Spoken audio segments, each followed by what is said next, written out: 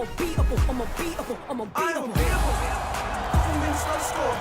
Every time they wanna clash, the winners kicking through the door. I am unbeatable. Chances running out of stock, and we're running out the clock. I fail once, never stop. I am unbeatable. I am unbeatable. I am unbeatable, yeah. I am unbeatable. I am unbeatable, yeah. I am unbeatable. I am unbeatable, yeah. I am unbeatable. I am unbeatable, yeah.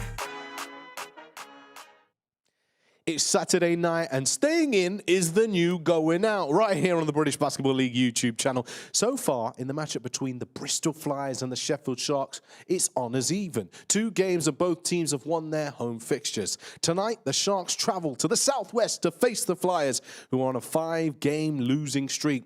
Conversely, Sheffield have won 5 out of their last 6. I'll be on my best behaviour alongside Surrey Scorchers General Manager Dan Clark.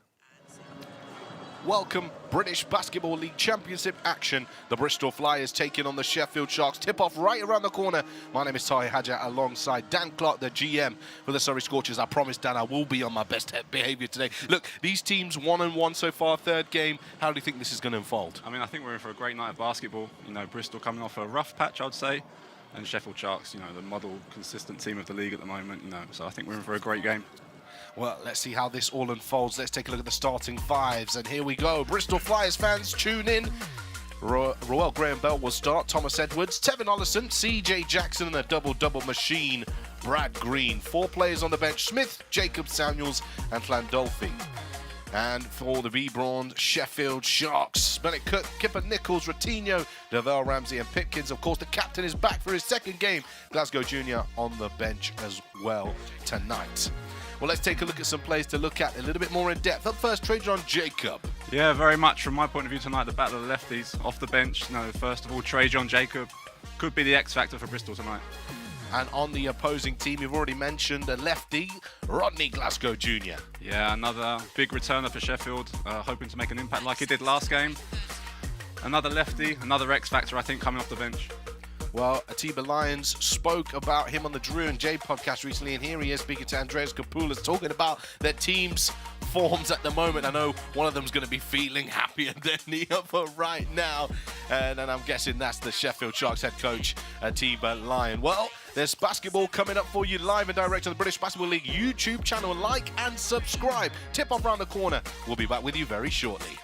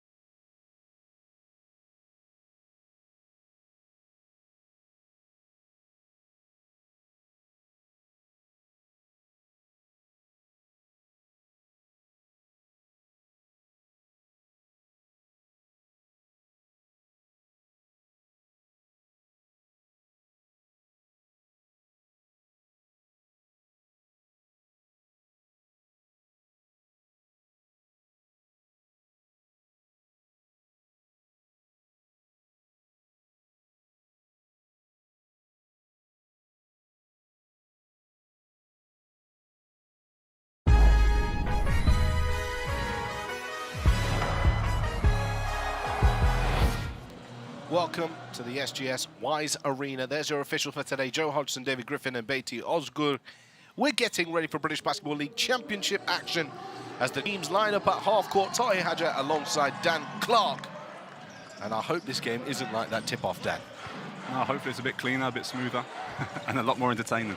Yeah, and we are looking for some more entertaining nights here at SGS Wise. That usually does produce that as Ratinho gets the first shot up of the game. Kipper Nichols following up. And Brad Green, the league leader in rebounds, Dan. Yeah, double-double machine, as you said at the top of the show. Big battle inside as well with Bennett Cook tonight, so we'll see how that one goes. Hopefully we can pull up across your insight on that. You had plenty of years in the paint. As Raf Thomas Edwards drives along the baseline here, corner free. Tevin Ollison can't get it to go. Pushing out forward now, here comes the Sheffield Sharks. Here's Pipkins. Across to Ramsey, the seal inside by Nichols, and the foul will be called here against CJ Jackson. Tried to gain position there, Dan. Yeah, I think it was a good battle inside there. I think Kipper Nichols just lost his footing a bit against the quicker Jackson, but we'll have to look at that one again. Well, here he is, arm on his elbow there, and then tries to sit down on him, almost pulling the chair under him, right? Yeah, that's one way of putting it to here. Pulling the chair, definitely. Always the case with a big man. Well, here is that battle. Bennett Cook, right hand, 2 points. There's his first points of the game. That's his go-to move, that right hook. You know, it's been very, very, very good weapon for Sheffield this year so far. He had 15.7 rebounds in the last game. Really stood out for the Sharks as they defended their home court advantage. There's a fadeaway here for Roel Graham Bell, and he gets himself going. Yeah, he's been one of the bright sparks as of late for Bristol. Lots of injuries, lots of people out, but he's really stepping up at the moment. British guy on their roster really helps for the quality of their team. As Cook here finds it on the elbow, hands it off to Ramsey. Nice bounce pass in to Cook to the right hand. Receives the offensive rebound, and the foul is called here. 2 shots to come for the Sheffield Sharks. Yeah, it's just a typical Sheffield Sharks offense right there to hear. Very slow, very methodical, always getting to the positions they want to get to, and getting inside to the big man again. Here's Ramsey, nice bounce pass, and there's the room as Cook goes straight into Raf Thomas Edwards. Then Raf just getting his hands in there. Cook on the line as he makes his first. Bennett Cook, not the best free throw shooter, so it might be a good foul from Raf right there. Bennett Cook this season currently shooting 54% from the free throw line. As he knocks down both of those, 36. Fifth free throw of this season so far. As Ollison begins to go downhill, now moves into the left hand, easy score. And this is when Bristol are strong, running out in transition. Yeah, extremely explosive team, and especially the likes of Ollison getting out in transition, getting him going early on will be key for Bristol tonight. Out here, right-hand side, Ratinho, swing through, drives along the baseline, intercepted. Roel Graham Bell, push him forward. Ollison, shot time, 2 hands, baby. Again, getting going, Ollison out on the fast break. A nice, smooth finish up there. The defensive end, extremely key for Bristol, because otherwise you don't have many opportunities to run the floor, right, Dan? No, they are aggressive, they are physical. And sometimes they do get out of position, but in general they are, one of the top defensive teams in the league. Nice mid-range bucket there for Ramsey. His first 2 points of the game now as Jackson goes along the baseline, tries the bounce pass. Green is crowded by 3 defenders. Ramsey tries to get rid of Thomas, and there's the intensity on defense from Bristol. Nice interception here from Green. He's kept it alive. Brad Green in transition, driving all the way, laying it in for 2. We gotta love that from the big man right there. Not known for his nimbleness, but you can see there with the Euro step, a great move from Brad Green. He's beating everybody up the floor at that moment in time. Here's Nichols. He has got a great cardio asset on him. Can go 40 minutes as Pipkins shows off, up and under to the left hand, smooth. He is the human highlight man of this league. Another great play from Pipkins. He always gives us 1 or 2 a game where you're like, makes you sit back in your seat and appreciate being there. It's very much worth his while watching the game tonight. An eyebrow raiser from Pipkins early on. That's Graham Bell, nice bounce pass into Thomas Edwards. The foul will be called here on the floor. A holding foul Also, big shout out to our viewers on, I believe, TikTok today as well, Dan. We're live on TikTok. Well, let's take a look at this Brad Green interception. Just checking he wasn't out of bounds. All the way. Look at that footwork, the nimbleness, the balance. You know, I think that's not something we're used to seeing from Brad Green this year, but you know, Bristol will take it right now. Here's the horns action as Graham Bell gets long into the post. Nice body fake, turn around. I see I got an ooh out of you there, Dan, because for players inside the paint, they know how detailed and effective those moves are. Yeah, a little shake of the shoulders, little head fake. You know, really got his man off balance and was able to get a decent look at the ring. He'll be disappointed he didn't finish. An offensive foul called here. It looked like Bennett Cook had his arm around Raf Thomas Edwards. The Team Alliance. I think I'm going to have to agree with the team on that one. I'm always going to side with the big man, but I think it was very much, you know, a similar foul was called at the beginning of the game on Jackson, but Sheffield come out on the losing end of that one. Endline possession, full court pressure here now, man to man. Here's Olsen. It's a typical Sheffield, trying to slow the game down, trying to make Bristol play a 24-second offense. And that's not where Bristol's strong point is, but that's where Sheffield are extremely good in the half court on defense. Samuels does offload the possession to a roll. Graham Bell cutting to the corner is Ollison up top. Green off the down screen action is Samuels now looking to find Raf Thomas Edwards, and that's intercepted. Here come the Sharks. Kipper Nichols trying to find a way to the rim, and he does exactly that. Soft finish. Tough finish over the bigger Brad Green. You know, got the steal on one end and finished on the other.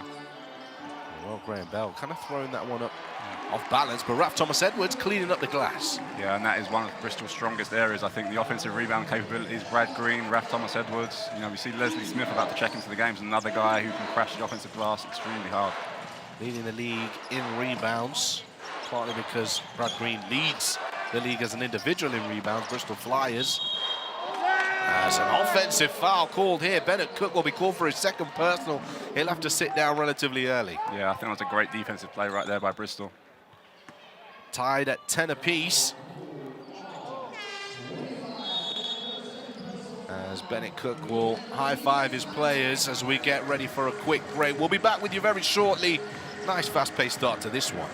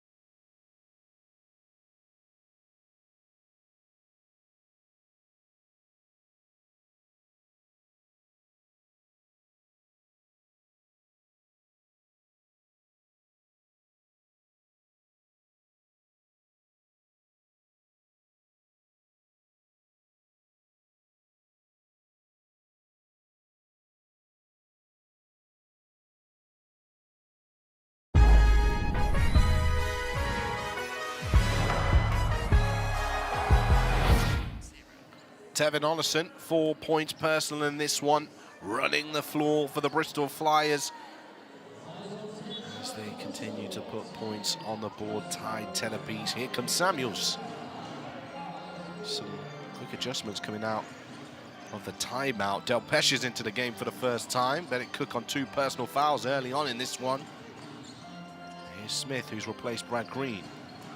Ollison, bounce pass across to Smith, corner, ball rotation. Thomas Edwards right on the back of the ring and rebounded by Pipkins. Yeah, both teams are getting some really good looks early on here. You know, they've missed a couple of wide open threes, but if they continue to move the ball like this, it could be a really good game. Delpesh finds Ratinho, sets the screen immediately on the ball. Nichols goes to the handoff with Ramsey. He's going to split the defenders, float it over Samuels, and a defensive rebound for Raf Thomas Edwards. Yeah, again, another great look for Sheffield there, just weren't able to finish. Oh, nice hands from Delpesh. Other days that might have been called for a foul. Roel Graham-Bell driving to the right hand. Finds Leslie Smith, long two. And Raf Thomas Edwards will claim yet another offensive rebound. And that's his third offensive rebound of the first quarter, so it's a great shift put in there by Raf. Smith. Ball's on the floor here, 3 seconds on the shot clock. Got to find something. Can the captain do that? No, he can't. He does hit the rim. Smith keeps it in play, but throws it directly out of bounds, and Sheffield Sharks will get that back. Yeah, not a pretty offense from Bristol. I would say it's a lot of intensity, a lot of grit and determination. They just need to find that bit of quality now in the likes of Ollison and look for him towards the end of the shot clock. Well, Bristol will still be carrying some tired legs. Of course, we know that they're going through European competition. But this weekend, they played on Thursday, long trip up to Caledonia. Sheffield Sharks haven't played since they last played Bristol. Yeah, I mean, it does matter, especially at this, we're getting to the stage of the season now where teams will start to pick up injuries, will start to get tired. And it's important that they do recover well. As we see there, a great move from Kipper Nichols. Yeah, it sold the defenders a dream. Finds some space in the paint with a short two. Ollison sizing up Ratinho, turns away from him, crossover, drive inside. That's a beautiful move, hands on it. Here come the Sharks though, pushing forward. Yeah, another great example of team defense from the Sheffield Sharks. Really packing that paint, making it difficult for the Bristol Flyers. Offensive rebound for Delpesh. Oh, Smith, that was nasty. Picked that one off him. It wasn't a block, that was a swat. That's right. SWAT team in the house, ball pushing forward. Here comes Nichols. He's going to drive. Nice body use there as he finishes with the reverse. Yeah, another great play from Kipper Nichols. Intelligent, smart, controlled, everything you want to see from one of your veteran players. This game definitely definitive of the playing style in the British Basketball League. It's fast-paced. Athleticism being used across all elements of the floor. Samuels on the right-hand side now into Ollison. Tries to scoop it under with the left. Rebound for Nichols. Potentially got fouled there on the drive, but the physical game, I like the physicality and I like the fact that the refs are letting it go. We'll always enjoy if refs allow this game to play, as Aitor Rock has also checked into the game. Ratinho from the corner fires up a triple. There's the first of the game. Lights out, Jordan Ratinho. And I believe a timeout has been called by Bristol as Sheffield Sharks begin to pull away here. He missed an early one from the same spot, first shot of the game I think it was. It doesn't let him get away with it twice, giving him an open look like that. Well, he's always been a great three-point shooter. It's one of the attributes offensively that he has. But of course, he's making other attributes or contributions, should I say, to the Braun Sheffield Sharks this season as well, Dan. Yeah, he's very much their glue guy. He can play multiple positions, can do multiple things, often defends one of their best offensive players on the opposition team. So there's very much that guy that just pulls things together for them. Tiba obviously has a lot of confidence in him. He's on the floor a lot of minutes. So yeah, he's extremely important for Sheffield this season, as he has been in past years. I mentioned earlier on in the show that if you haven't listened to the Drew and Jay podcast, they just last interviewed a team of Lions. It's not someone that you hear from much across the league. So it was nice to get an insight into his journey moving as a player into a coach and how he hopes to run his teams. Yeah, I think we see a lot of examples of that across the league this season, of people transitioning into roles and and highlighting that and what other roles there are available in basketball for basketball players is extremely interesting, and it's great to see there's so many examples of that happening this year in the league. He brings so many players back each year. He builds that culture. Kipper Nichols, as you've seen on your screens, is one of those. That's a big part of their success. If he comes into training camp every year and coach has to teach him half the things, then they can grow as a group and grow as a team, and it's extremely it's exciting times up in Sheffield with their new arena. Solid team they've got together, so it's exciting times. And it will stay with Bristol here. CJ Jackson having the ball knocked away from his possession. End line ball now for the Bristol Flyers. Leslie Smith pops out here as Jackson Awaits the screen from Green. Nice back screen there from Jacob to get Green open inside. Delpesh recovers to him, and Jacob launches that one up. Like, that's a trait that we've seen about Trajan Jacob. You know, we know that he can make those threes sometimes, but you're also in danger of hurting your team as well, Dan. Yeah, very much so. We all know Trajan Jacob is capable of, on any night, any given night, of winning a basketball game. You know, the capability he has of getting hot from the three-point line can break any team down, and it's a great asset to have for Bristol. But as you said, sometimes it can be a negative effect on the team. Well, he's shooting 37.6% this season, 38 triples out of 101 attempts. Yeah, and that's what he's been brought in to do. That's why he's getting paid. You know, he's getting paid to shoot the three-point shot, so he's got to do that when he gets in the game. There's a foul here. Green showing his strength against Delpesh, also returning from injury. Yeah, he didn't need to reach in there. I think he had great body position. He was obviously chesting up with Delpesh. You know, he didn't need to reach in and commit an easy foul for easy get out of jail card for Delpesh. Screens now. We've got Prentice Nixon. He's come off the bench for the Sheffield Sharks. Of course, he was brought in as a new addition. He's played around 13 minutes per game so far since being added to the roster. 4 points and 2 assists per game as Delpesh misses that. Yeah, it'll be interesting to see how Coach Atiba Lyons deals with this. You know, there's obviously bringing back a lot of injured players in Delpesh and Rodney Glasgow who have important roles on this team. So it'll be interesting to see how he manages the rotations. Jackson. Hand off to Smith.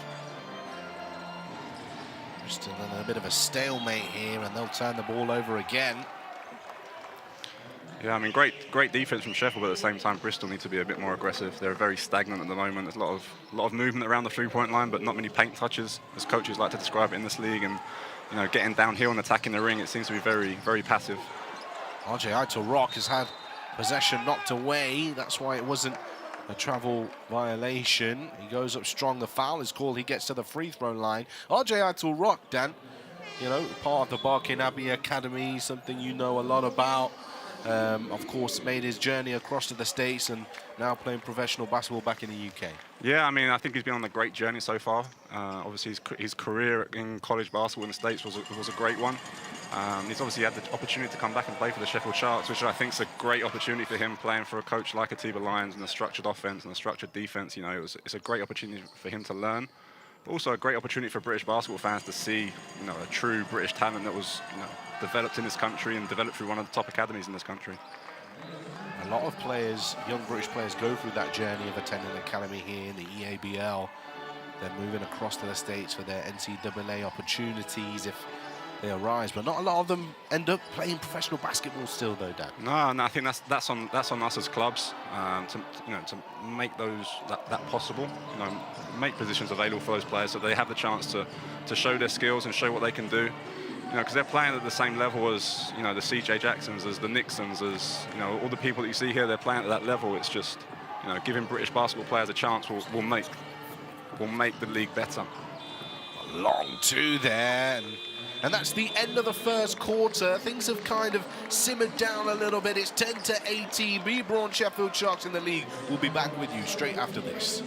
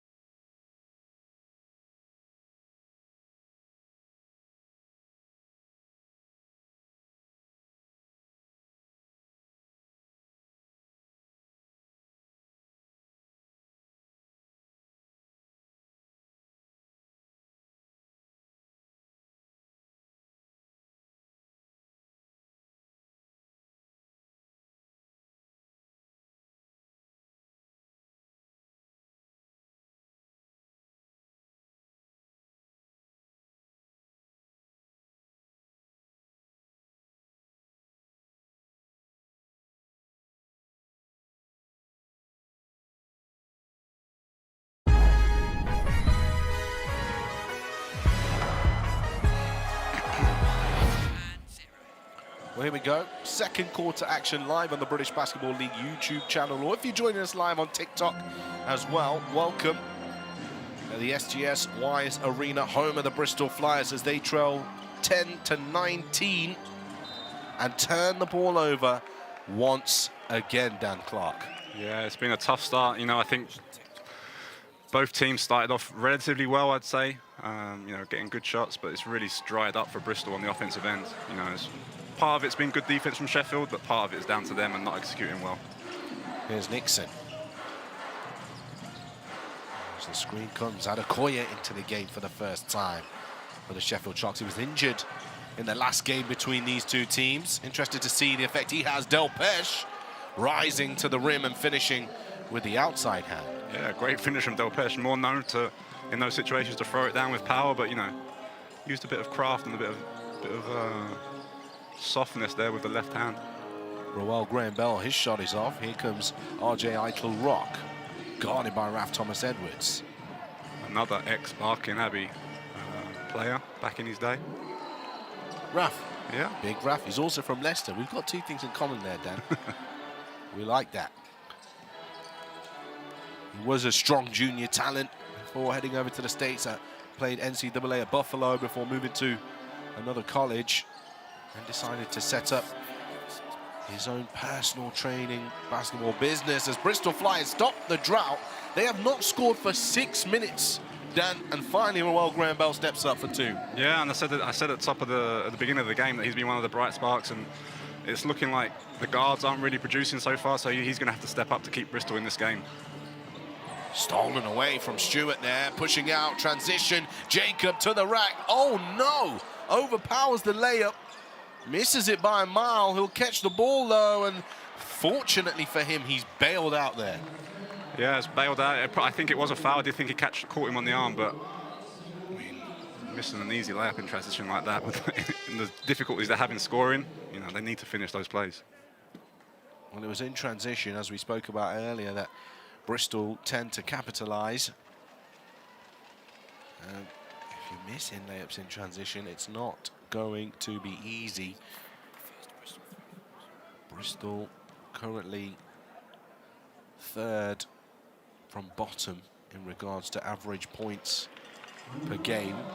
And earlier on in the season, that wasn't the case. They were up there. They were winning games when they had a fully fit roster. But nonetheless, the players that are on the floor right now or are in the roster today, they were producing better as well, Dan. Yeah, 100%. You know, I think Bristol were one of the teams that got off to a flying start this season. We're playing some great basketball. Got some really important early victories, you know, and it's really dried up from as of late, as you said, the injuries. But that is, you know, with the schedule in the British Basketball League and the amount of games and the back-to-back nights, and you're going to pick up injuries throughout the year, and it's important that the players that are on the bench or not getting heavy minutes, you know, start to step up and produce in the same way that the starters will. Jacob misses that second free throw. Good look for him. Driving now, Nixon to the rack. He's kept it alive somehow. And Jacob's claiming that should be a travel there because I don't think Nixon actually let go of the ball. No, I mean, I couldn't really see it from this angle, but yeah, it would suggest that he didn't let go of it and he did leave his feet, so it should have been a travel. Let's take a look at it. This is the angle we want to see. He holds on to it. He's not let go there. No. So it's either a jump ball or a travel. One of the two. Yeah. But the foul was called, of course, by the officials. Nixon on the free throw line. You know, we see that verticality from the Sheffield Sharks guard. We saw it early in the game from Ramsey and now from Nixon. It's typical of an Atiba Lions guard that, you know, what he looks for when he's in scouting in the off-season. He's looking for those type of players to be able to get into the paint and finish and create for others. Nixon taking his second free throw, and he gets that to fall. That's, I believe, his first points of the game. 0 for 3 from the field before that. This first game between these two teams was a real slow burner, 67-65 here in Bristol as Jackson fires up the three, gets his own rebound. Great hustle for him, then just throws it away. Stewart pushing forward, knocked from his possession, and Bristol have got numbers here And Jacob just about gets up enough to throw that down. And that might be extremely important for this game. You know, a scorer like Jacob, as soon as he sees the ball go through the basket one time, that's enough for him to, you know, regain that confidence and start firing on all cylinders. Stewart. Nixon. Down low to Nichols, one-on-one with Ollison. Double team there, but spins away instead of finding the extra man, and a rebound for Bristol. Here's Smith. LeBron James-esque fadeaway there from Kipper Nichols. Not very LeBron James-esque finish though. Or result, no. Or result, that's what I mean. We have a foul called here. Technical foul also given by the official, David Griffin. It's an offensive foul on number 22. Obviously not there and didn't hear what was said to the referee, but disappointing that the ref can't have a conversation with Royal there to calm him down and de-escalate the situation. You know, I think no one wants to be called for a technical foul, and obviously playing professional basketball is high emotions. You know, a lot of stuff going through, and he's obviously not happy with the call, but doesn't mean the first point of call has to be a technical foul. A timeout is called here with 7 minutes on the clock in the second. 23-15 is the score. Let's take a look back on that point when you were playing in the higher echelons of European competition. What was that conversation like with the top officials? Were they giving you the time of day at the right moments to have a conversation with them? Yeah, it was very much, obviously there's a level of respect there that's established from the first minute, and that they would address you, and if you were out of order, they would say to you, please calm down, please relax, you know, I'm trying to do my best, kind of thing, and you would be able to reason with them. But you know, situations like that, I think that would be the preferred answer for many players, you know, and many spectators of the game, you know, to try and build those relationships between players and ref and make sure that everyone's on the same page throughout the whole game. Well, let's take a quick look at some of the fixtures that are coming up. Tomorrow, you've got 2 games. London Lions taking on the Caledonia Gladiators at the Copper Box Arena. I'll be there, but on a different microphone. I'll be in the arena making some noise with the fans. And later on, also a great matchup. Cheshire Phoenix taking on the Riders again. Cheshire 2-0 in that 4-game series overall. That's a 6 o'clock tip-off live on the British Basketball League YouTube channel. Make sure you like and subscribe. As we're going to get back onto the floor here. Don't forget, just before we went to that timeout, we had the offensive foul called on Roel Graham Bell, and then a technical foul given for his response to the referee by David Griffin there, giving that technical foul as Nixon shoots the technical free throw. So anybody can shoot a technical free throw after it comes, and then the ball will go back to its original position, which was the offensive foul. It will be an end-line possession for the Sheffield Sharks here. Ball into play. Nixon will control possession. Here's Glasgow Junior working off the ball. Adekoya hands it off. Glasgow Junior. Goes to Stewart. Adekoya's in the post against Smith. Drags him out to the three-point line. Nice pump fake there from Adekoya. Sells it, but can't get the money to go. End of the shot clock there, they kind of took a bit too long to get into their offense, and Adekoya was forced into a untypical shot for him, I would say. Nice hands from Adekoya though, he's made up for it. That's where he is special. Nixon punches it down. He had Ollison in his wing mirrors. Ollison decided not to overtake. He would have received some punishment. Potentially, yeah, great finish from Nixon on the break. I don't think anyone expected him to throw that one down. He was lining up, you know, when he curled towards the basket, you could see the line. Started, shorter steps, trying to get that power in the legs. That's it. Ollison, Smith is all alone, two-hand on the baseline. And you've seen this twice now where both players double team on the baseline on both ends of the floor. Bristol have done it, Sheffield Sharks have done it. Of course, that leaves a man open. Yeah, and we saw, Jabril Adekoya, who was the man who was double teaming on the baseline, asking his teammates where was the help for him. He was helping his teammate who was in a mismatch, and no one was helping him. Nichols, he's inside. Great ball movement there from the Sheffield Sharks. Ball hardly touched the floor. Yeah, great offense once again from Sheffield. Very methodical, as I said at the top of the show, and it's proving to be something that they're getting a big advantage in this game. Jackson hands it off to Smith with Ollison now turning around. Rip pass across to Jacob, fires up a 3 and a rebound for Adekoya. one thing he's not going to do to here, he's not going to stop shooting it. Whether he makes it or he misses it, it's going to go up. Shoot or shoot. That's how it is, right? Exactly. Glasgow Junior cuts back door and 2 feet in the paint. Nixon here waits for the screen from Kipper Nichols. He's sealing there. Adekoya, he'll fire up another 3, and it's good to go. Adekoya firepower from the bench. Oh, and that's a buzzer sounding. Timeout would have been called, but it will be classed as a media timeout at this point. Sheffield Sharks once again applying their dominance. We'll be back with you straight after this break.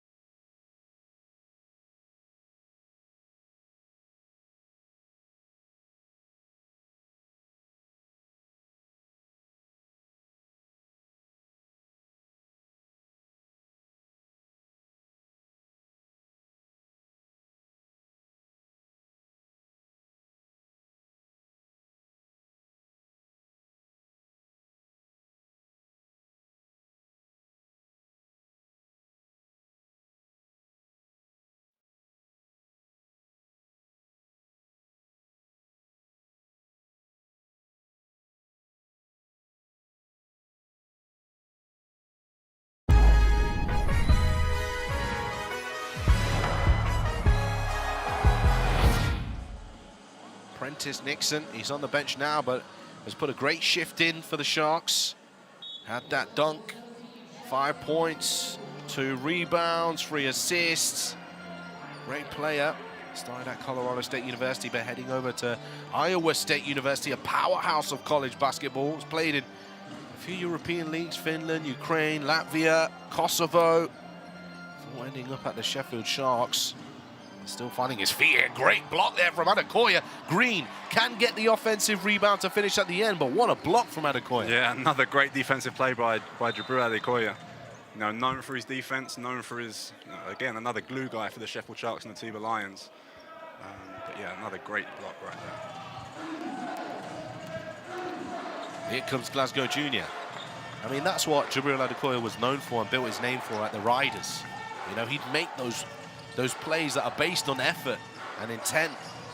Also an extremely intelligent play right there. You know, he's not a great athlete now, he's a bit older now, he's not getting off the floor as much as he used to. Yeah,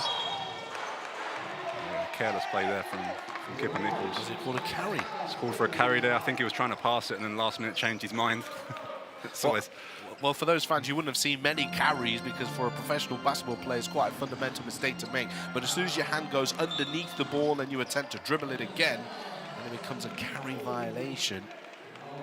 That is why he was called for, as a foul's called here. We see this full court press here from the Sheffield Sharks, you know, trying to slow up Bristol Flyers' offense, trying to, you know, once they do get into their half-court set, they've only got 14, 15 seconds to run their play, and it's proving very, very difficult for them to score at the moment. Ronnie Glasgow Jr. called for that foul. Samuels trying to find room in the key. Foul is called now. 2 shots to come for him. Foul will be called on Devell Ramsey, just smothering him. Yeah, smothering. I mean, if you look at the guards right now for Sheffield Sharks, and I mentioned it earlier on, you know, they're all very similar in stature and size and skill type. You know, Rodney Glasgow Jr., Devell Ramsey, Nixon on the bench right now. You know, they're all very short, stocky, strong, explosive. You know, that's really what the Tiba Lions wants in a guard for his team. Once again, I'm sorry to keep bringing this up, but he said exactly the same thing, word for word, on the Drew and Jay podcast. He was talking about having guards that fit that Samata type because they're quick, They can run the floor, they can shoot it, they make plays, and he feels that that's one of the winning attributes to, or should I say, one of the attributes to become a winner in the British Basketball League. Yeah, I mean, we see a lot of teams have smaller guards, quick guards, explosive guards who can really score, you know, and I think Sheffield are a prime example of that. Well, here comes Ramsey now, driving against Samuels, and Samuels is just trying to D up there, but a little bit too much contact. Hand check foul called on him as Ramsey gets one back. Yeah, well, I do like it though. The younger Samuels not backing down from the from the import in Ramsey. You know, really getting stuck into him. You know, we saw on the other end. You know, Ramsey was called for a foul and gets his own back on that occasion. Here's Pipkins across Adekoya. Fakes the handoff to Ramsey. Pipkins swings through behind the back bounce pass. Adekoya, back out Pipkins, two-man game, can't get the finish. Defensive rebound there for Graham Bell. Yeah, I think it's another great offensive set for Sheffield Sharks. You know, I mentioned earlier on the show the importance of getting paint touches and getting 2 feet into the paint and making decisions from there, and they were able to get a great shot on the other end. Well, there is a paint touch and a finish for Graham Bell. Opposite side of the floor, Brad Green playing guard action and passing the ball inside the paint. Yeah, the roles reversed there for the Bristol Flyers. Brad Green's normally on the receiving end of those great passes. Here's Ramsey, tries to shake off Samuel, step back. He had room there, Ramsey. Gets it back, catch and shoot. Devell Ramsey rolls his shot off the rim. Should have shot the first one. Was a bit indecisive, tried to look for his teammate, but you know, he had a great opportunity to get it up from 3 right there. Nice backdoor cut from Jacob, but Graham Bell throws the ball with a bounce pass, comes off the foot, off a Sharks defender. It's the right read, it was the right play. Yeah, it was the right read. But again, just that final execution, you know, I think that's one thing that Bristol have been missing in this first half, just that, you know, that final third execution, that, you know, definitive pass. You know, we saw that great pass before from Green to Roel Graham, but, you know, they've just got to improve in that area. Timeout called, but look, lots of things happening in the British Basketball League, including this. The British Basketball League trophy is back. The stakes are higher. The action is bigger.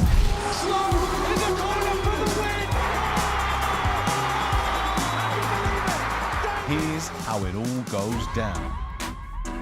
All 10 league teams are split into 2 groups of 5. The trophy games are played across 3 weekends in January, where each team plays 4 games within their group, 2 at home and 2 away. The top 2 teams from each group will go into the semi-finals. It all comes down to an epic Final Four weekend at the Utilita Arena in Birmingham on the 27th and 28th of January 2024, with back-to-back semi-finals played on the Saturday, followed by a double-header with the men's and women's finals played on the Sunday.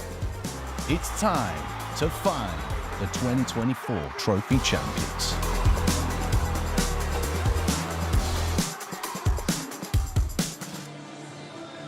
Welcome back. Andreas Kapoulas is there. And don't forget, British Basketball League trophy action. It's going to be a great competition, Dan.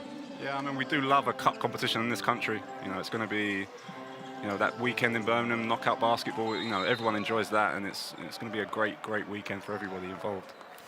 Offensive foul called here. I think it was called, I believe, on Trajan Jacob. And Sheffield Sharks will get possession back here. It is on Jacob. It'll be his first personal foul of the game. As Ratinho has possession.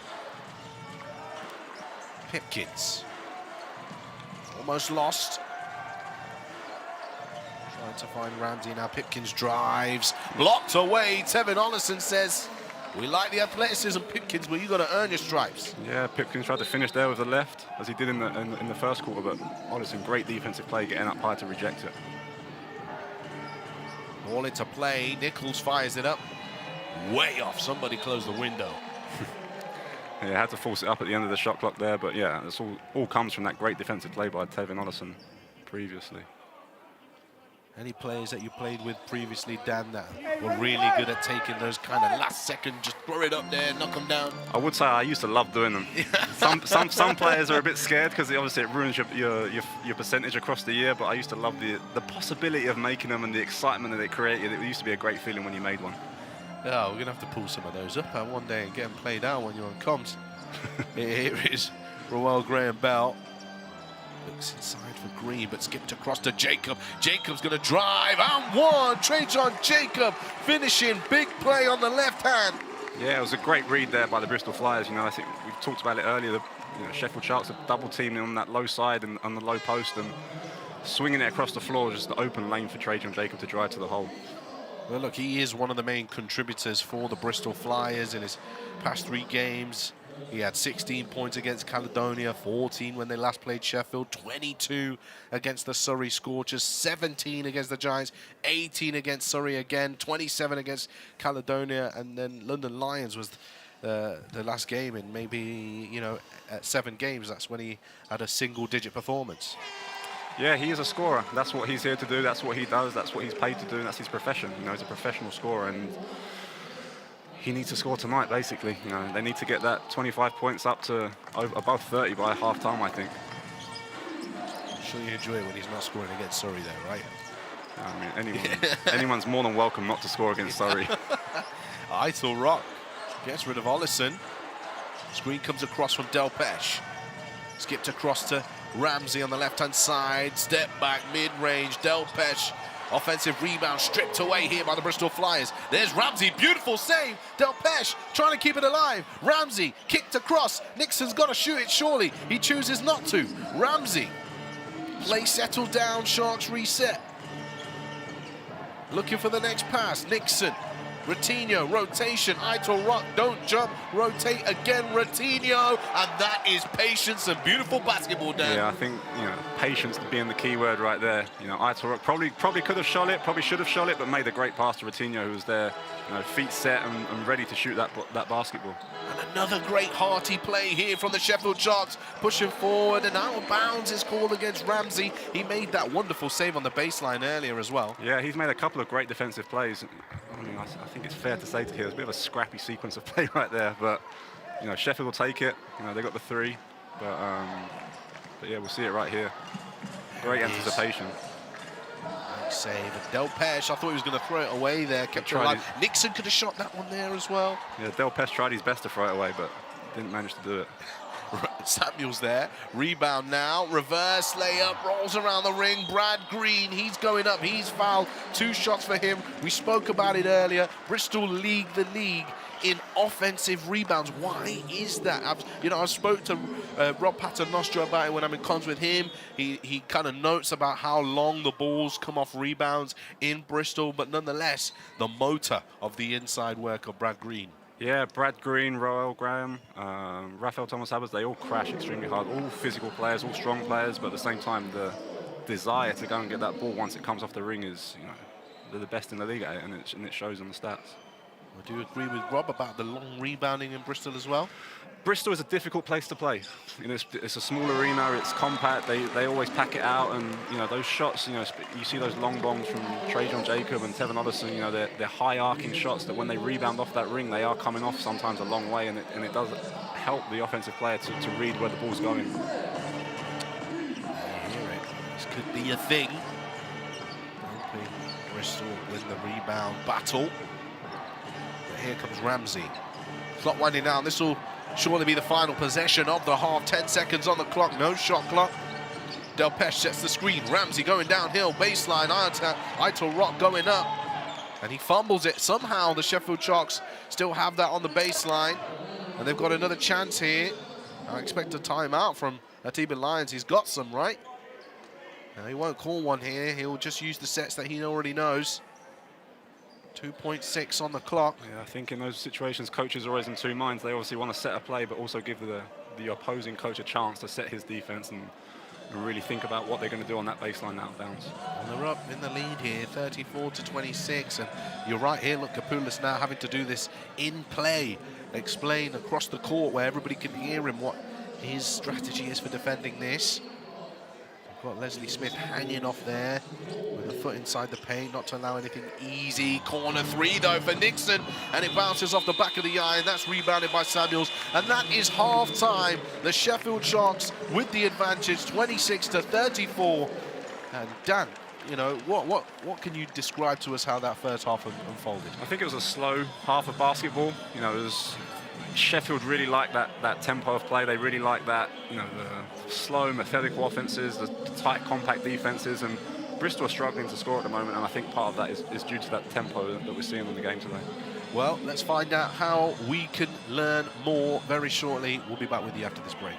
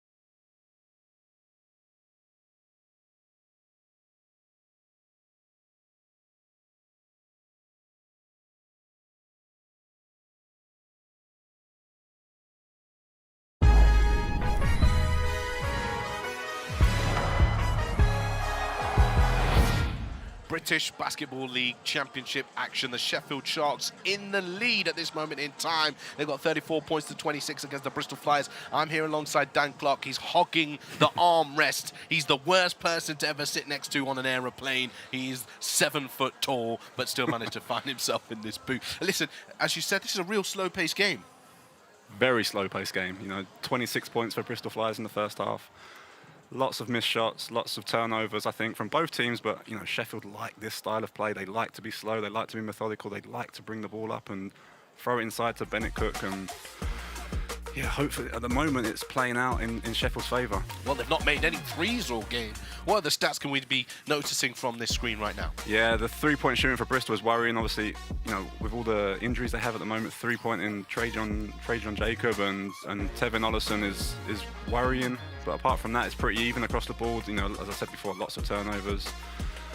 And the rebounding, you know, Bristol, 8 offensive rebounds. We mentioned at the top of the show that that's their strong point. That's one where they can create problems for the Sheffield Sharks. But you know, it's an even matchup. But Sheffield coming out on top so far.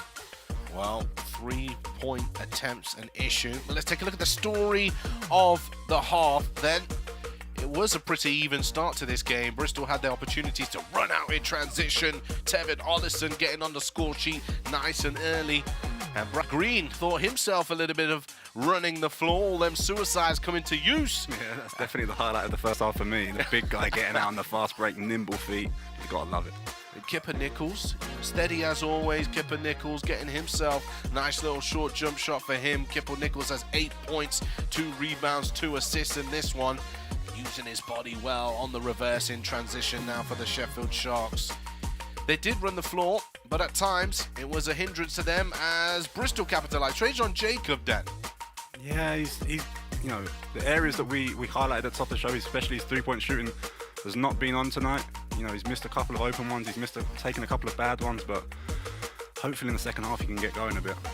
Leslie Smith coming in off the bench to throw that down. Only 9 points off the bench for the Bristol Flyers in this one. There's Kipper Nichols going to work once again. By the end of the half, it was the Sheffield Sharks pulling all the strings. Jabril Adekoya coming off the bench, knocking down a big triple. Got one of those in him a game as well, as Jacob continued the scoring with a big and one play there as well. It was relentless from the Sharks' ball movement. Jordan Ratinho had a couple of threes in this first half, knocking them down from behind the arc, and it was great work. I think Sheffield have played some good offense at times. They haven't finished, and you know, I think that's been Bristol's biggest fault of the first half, is that end product, that execution right at the end of the play. You know, that last pass, you know, passing it off someone's foot or not making the correct pass at the right time. You know, and it's disappointing, but at the same time, I think there's potential there for it to be a great second half, a competitive second half, and one that we're going to really enjoy. Yeah, we're going to be seeing that very shortly. But first, Dan is going to enjoy this. Usually we have a break at this point, but Dan's going to stay because we're going to watch the highlights from Caledonia Bristol, and then we're going to watch from the great game of Newcastle taking on the Surrey Scorchers.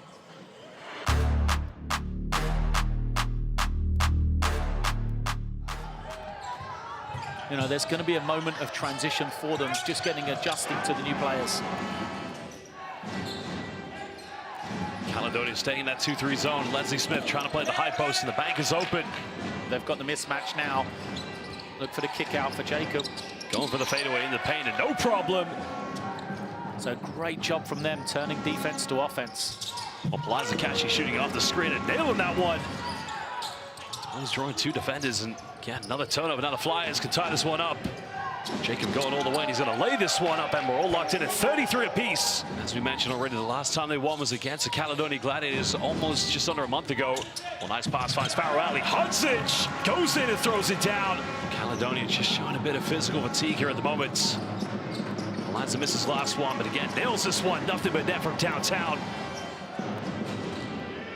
Bell's made 1-3, goes for another one again. 2 for 2 from the perimeter by Ali Hudzic. Now can Caledonia get something transition? Eliza goes up, finishes this one. Can they find some rhythm, some identity here in their offense?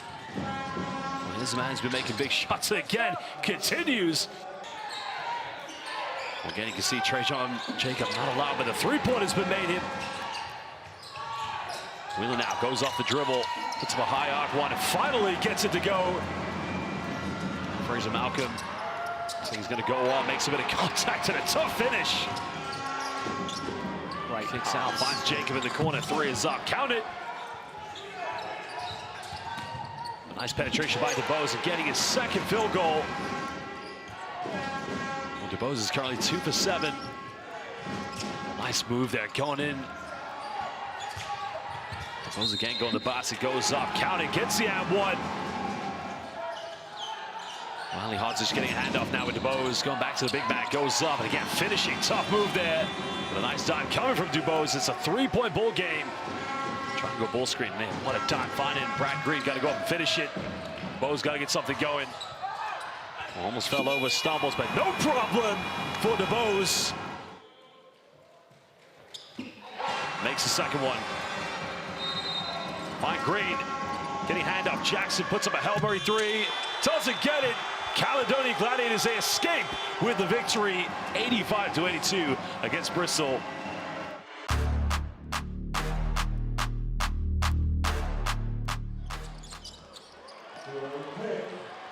Well, here's a turnover now. McGill throws it up 5 times. Green, and all of a sudden, we've got Newcastle Airlines coming from the green lights. Throws the lob, goes up, connects with it, and the Scorchers just giving the Eagles a taste of their own medicine. Down the lane finds Jameson, another turnover, and sorry, just way too casual. Cooper's going to try to attempt the block, and again, Newcastle this time. Finds Robertson left wide open, takes a three, it's up, and it's good, and finally.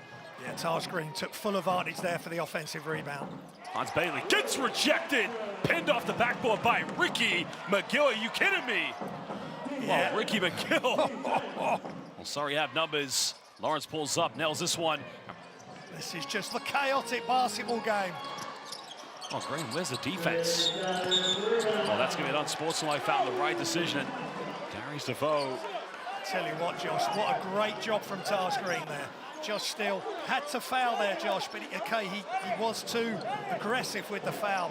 Darius Defoe is not happy, and I think Abdul Muhammad tried to go over and calm him down. Again, Newcastle happy to step off now, ladies and gentlemen. Look out below as Taj Green just gets the crowd back in the game. Still goes for a quick three, misses last one again, makes number 11. Nice set against Quinn Cooper, spinning around, tough move going. Are you kidding me? What a move! Straight off the bench, finds Robinson. Quick three, it's up, and it's good. Trying to throw the lob is up, and Del Pesh just connects with it. Robinson now being heavily defended. Penetrates, tries to find Jameson, can't get it, but the putback is good by Sonny Ken. Loses his shoot. I think at some point they've got to realize he needs to put that back on. Wang almost turned it over. Logan Demi made one, goes for another one, gets it to drop. Captain Fantastic looks at the camera and says, heads, calm it down, baby. Well, Del Pesh made his last three, goes for another one, can't get it. Basel fans, Surrey Scorchers have ended Newcastle Eagles' winning streak. A big victory for Lloyd Gardner and his team.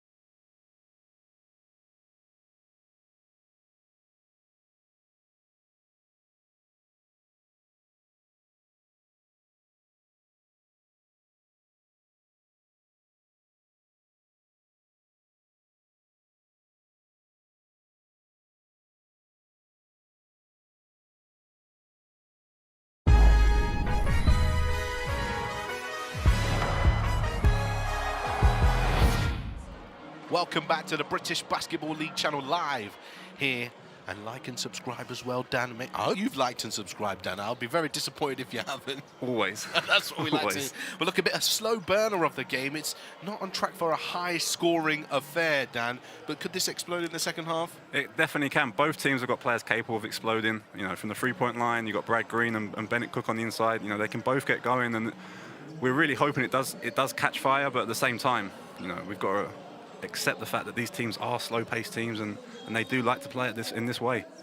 Well, the statistical god that is Dan Routley just sent me a stat. We said just before the halftime break, we're going to learn some more. And let's learn about this. Of teams that have played each other more than 10 times in British Basketball League competition, the lowest average combined game score comes from 2 teams.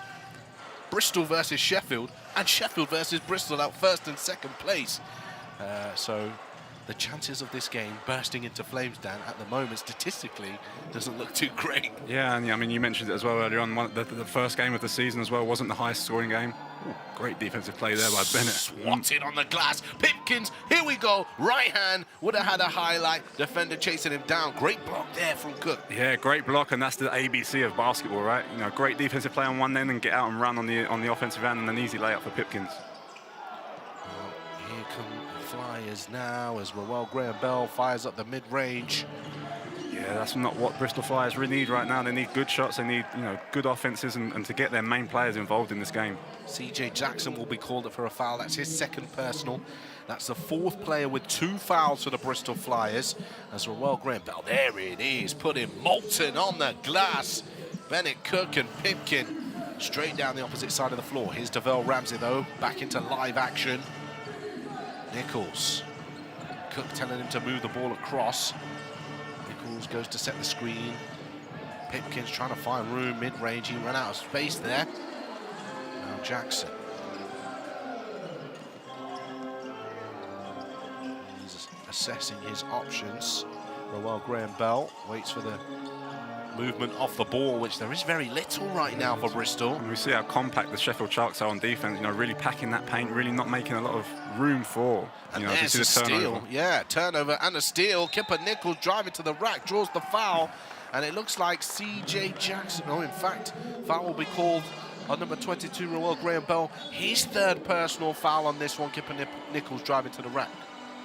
That compact defense, talk a little bit more about it. Yeah, I mean, Sheffield Sharks, they're known for it. You know, the Atiba line style of defense. You know, aggressive, lots of hands, as we saw there from Jaden Pipkins. You know, causing that turnover. But you know, they always have at least 2 or 3 bodies in that red area, as we see on the screen on the court in Bristol. There, they always have 2 or 3 players there. And if you're that offensive player and you see those bodies in there, you're going to think twice about penetrating and trying to get all the way to the basket. You know, and it's a great, you know, it's a thing that Atiba obviously installs in these players early doors in pre-season, and they really hold themselves to it. Well, then I mentioned just before that, I mentioned earlier on, Bristol Flyers weren't creating much movement off the ball. Is that a great way to open up space when there's a compact defense? Yeah, 100%. You know, the movement and making those players, you know, make a decision. You know, at the moment, Sheffield Sharks, they're in their defensive stance. They're playing that defensive way that coaches ask them to play, but they're not having to make any decisions or chase a player or try and get in the passing lane. They're literally just able to stand still and hold that space and make it difficult for Bristol to get close to the basket. There you have it. The thoughts and understandings of compact defense.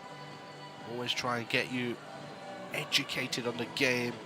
And there's some, you know, very important and prolific coaches out there, the top of their game, EuroLeague, NBA and more. And the biggest thing they say is that never think you know everything about basketball, right? No, 100%. Basketball is, you know, no one knows everything. There's a lot of people with a lot of experience, but they can always learn something new from the game of basketball. You know, it teaches players and coaches a new thing every night, and there's no difference to tonight in Bristol. You know, the other way that Bristol Flyers can potentially start to unpick this Sheffield defense is the 3-point shooting. You know, we mentioned it at the break. You know, they're 0 from 8 so far, and you know, as soon as they start to make a couple of those, you know, hopefully the Sheffield defense will loosen up a bit and have to chase them off that 3-point line.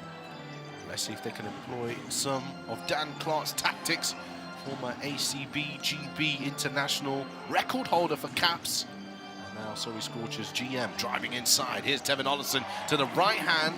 They moved much better off the ball there, Dan. Yeah, 100%. I think they created a lot better spacing as well. It gave, you know, Tevin Ollison that lane to drive and attack. You know, bigger players such as Clark, he was out of position. You know, and he's not great at moving laterally, and Tevin Ollison took full advantage of that.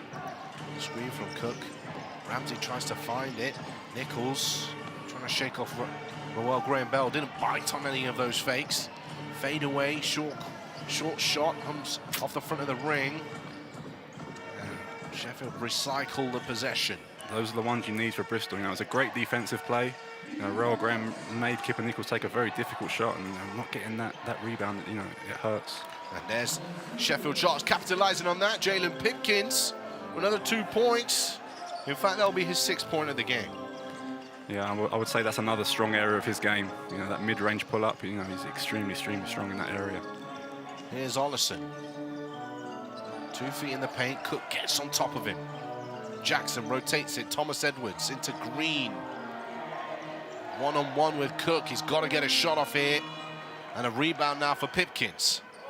Ramsey charging down the left-hand side of the floor.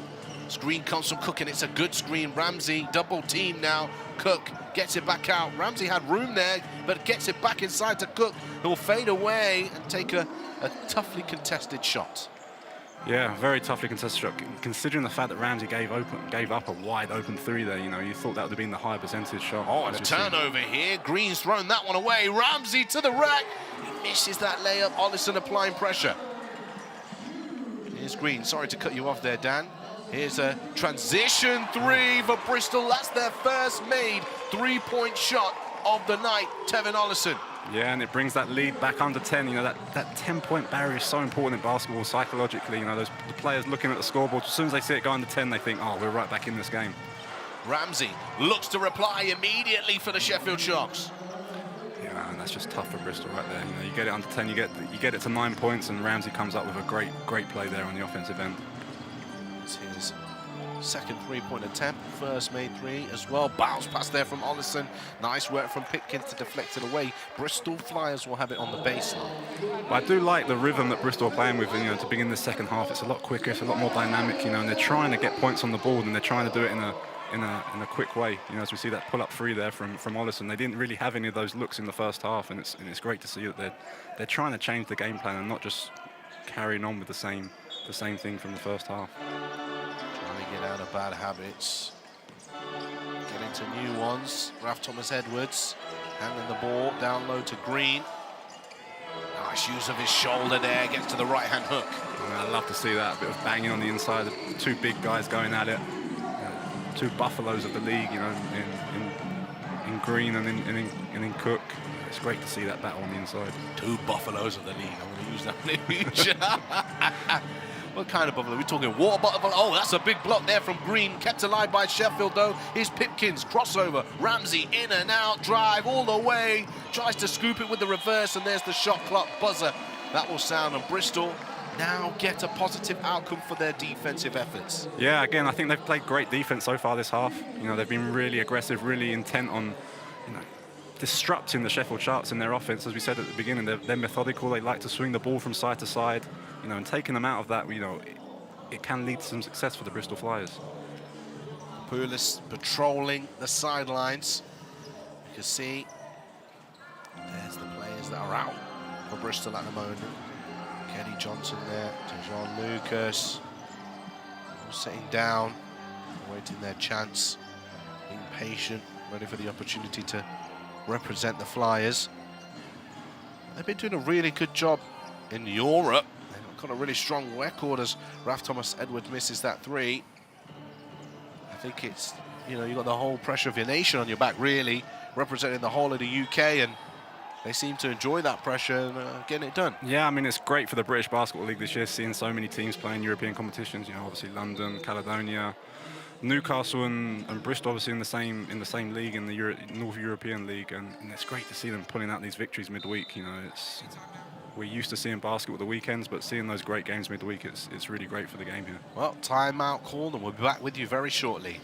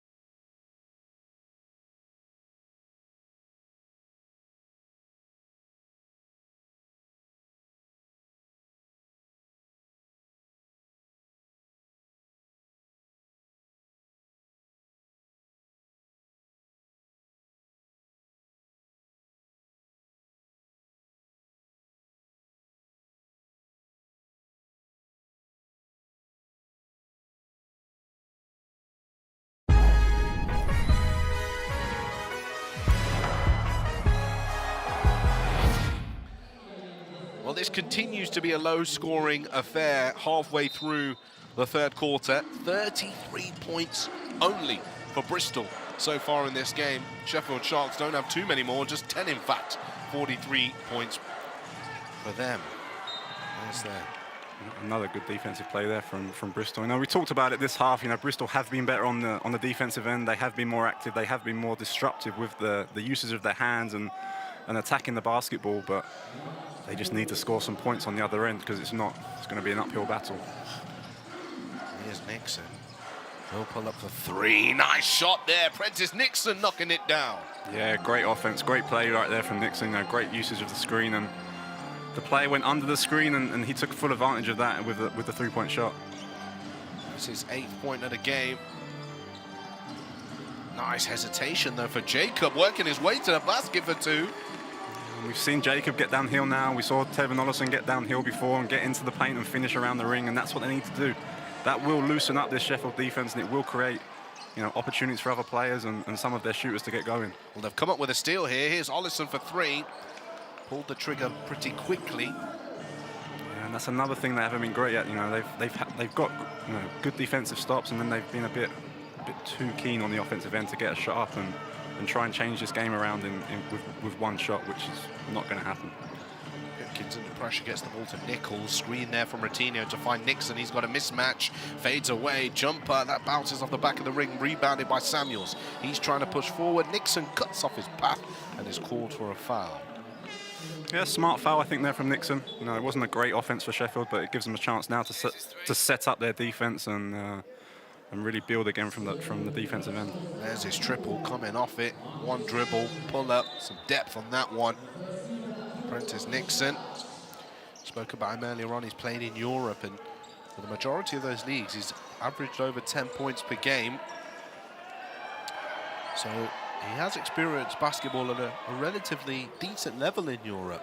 Yeah, I mean, I think a lot of the Sheffield players, you know, they are experienced. They are seasoned vets. You know, we talked about Kipper Nichols in the first half, but you know, it's great to see that, you know, Sheffield had the capability of bringing in, you know, experienced and trialed, you know, European players. You know, in past years, I think in the British Basketball League, we've seen a lot of players come in and come out of the league in the blink of an eye, and it's great to see that we're able to bring in players that are, you know, have that experience, and we know we're going to perform at this level. This is his 5th game for the Sheffield Sharks, and so far season high 8 points. In fact, tied season high. He got 8 points in the last game against Bristol. Here comes Aitul Rock. Delpesh. Adekoya turns that away, moves the ball across, skip to Nixon. He's found Ratinho trying to pound it inside to Delpesh, and that's a very unorthodox right-handed hook shot. It kind of came from underneath. Flip shot, I think we'll call that one. We'll call it the flip shot. We won't call it a hook shot. It was, yeah, as you said, unorthodox. But I think, you know, Malcolm Delpesh is known to be a bit of an unorthodox player, so it's great to see him come into some type of form, you know, after the injury and not playing much this season so far.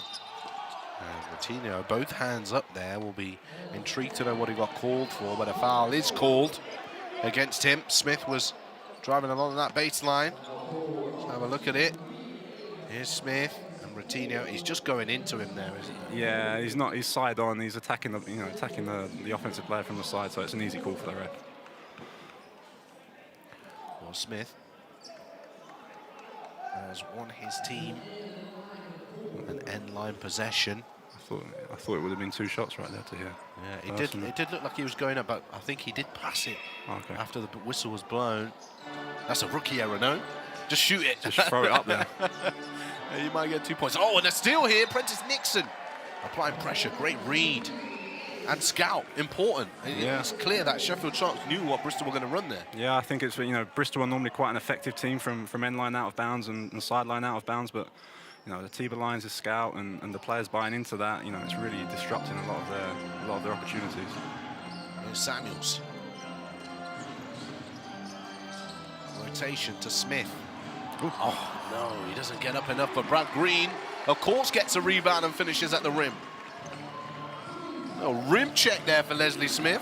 A little bit of a rim check, but, you know, Brad Green is always in the right position at the right time. You know, there's one thing about offensive rebounds. If you don't go after it, you're not going to get it. You know, and he's always there to be able to go and get it. It's the double team on Aitor Rock in the post. Gives it up, gets it back, lets it fly. And that's another defensive stop for the Flyers. This is where I think they've got to be extremely aggressive on the offensive end. You know, they can't let Sheffield set up their half-court defense. Oh, nice move there. Tevin Ollison weaving through traffic, the spin. Euro step in and out, finish at the rim and the contact. That's what you said, aggression. Yeah, they need to do it. Now, those first, you know, I always break down the offensive end into 3 sections of 8 seconds. You know, you obviously have 24 seconds to shoot the ball on the offensive end, but those first 8 seconds, they can be so important, especially in the British Basketball League, where it is a high-tempo game and it is a fast-paced game. You know, you can really create some advantage there for yourself or your teammates. That was a sweet move there, though, from Tevin Ollison. Spun away the defenders, split the gap. Misses the free throw, gets the offensive rebound, inside Green, tapping it up again. Another 2 points for the Flyers. They close this game down to a 7-point difference. Yeah, I mean, great hustle there from Tevin Ollison. You expect him to make that free throw, but, I mean, oh my goodness, great result. Yeah, almost turned over there by Aitor Rock. Used his handles to keep that alive. Here's Nixon, screens coming now from Cook.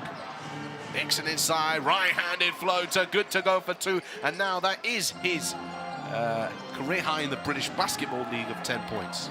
Yeah, he's playing great so far today. You know, him and Corey Samuels seem to be going at each other a bit, but obviously Nixon, the more experienced, more veteran player, and he's always going to come out on top.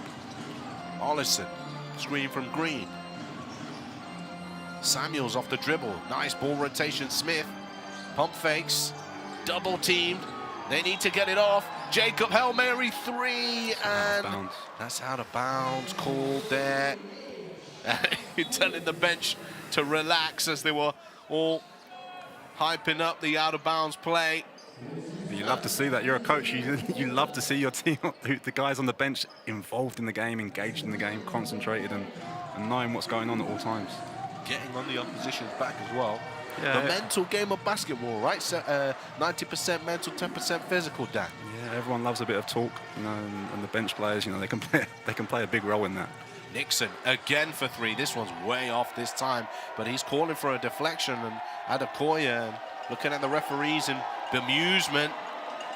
And the crowd now hyping him up just as a pantomime villain would, as Roel Graham-Bell will replace Brad Green. Remember, Roel Graham-Bell, he's got 3 personal fouls, 26.8 on the clock here in the 3rd quarter. There's the scoring points for you. Yeah, whether it was deflected or not, it wasn't the best shot for the Sheffield Sharks right there. You know, I think they could have got a better one. You know, and if Bristol score on this offense, you know, it's a big play for the rest of the game in the 4th quarter. Here's Samuels. There's Jacob coming over the top of the screen from Smith. Jacob gets it off, and that's no good. The shot clock buzzer was short, and it stays with the Bristol Flyers. I'm not sure if there's a second or 2 left here. Yeah, I believe so. I thought it was the shot clock buzzer that went, but in fact it was the game clock that had expired. And now the referees will check if there's enough time after the out of bounds call on the game clock. This will give Bristol a chance here. They need a quick score, Dan. So a play call there from Coach Capulis, so maybe an opportunity to call a timeout, but you know what play that is? I should know what play it is. Yeah, it's all right. You're not the coach. GM can't do everything, but we've got a line action here. The players, as you can see, all in a line across the court, and how this works is there's usually a synchronization of screening actions to create an open opportunity, take defenders out of the space, and score. Yeah, I think we'll see some type of screen-the-screener action here to here, where you'll see a shooter coming off a screen, and the guy who sets the screen for the screener will then be screened to go towards the basket, and hopefully get, you know, with 0.9 seconds, you're looking for a 1.6 on the clock. 1.6, you've got a bit more time to, you know, to catch it, potentially a pump fake, and get your defender off you and then shoot it. But there's plenty of time to get a shot off. As I said before, I'd love these moments. I love a chance to do it. Well, here we go. Can they get anything? No, they can't. Nixon grabs it away.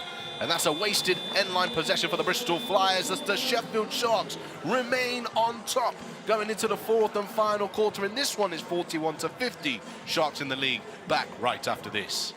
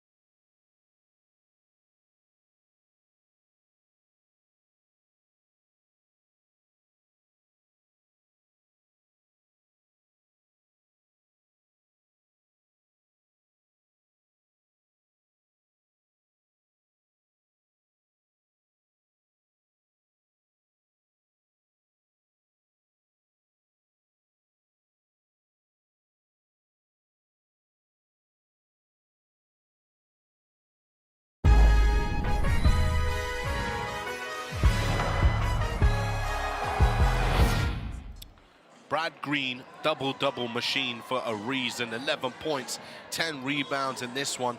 One of only 2 players in the +5 category for the Bristol Flyers, Dan.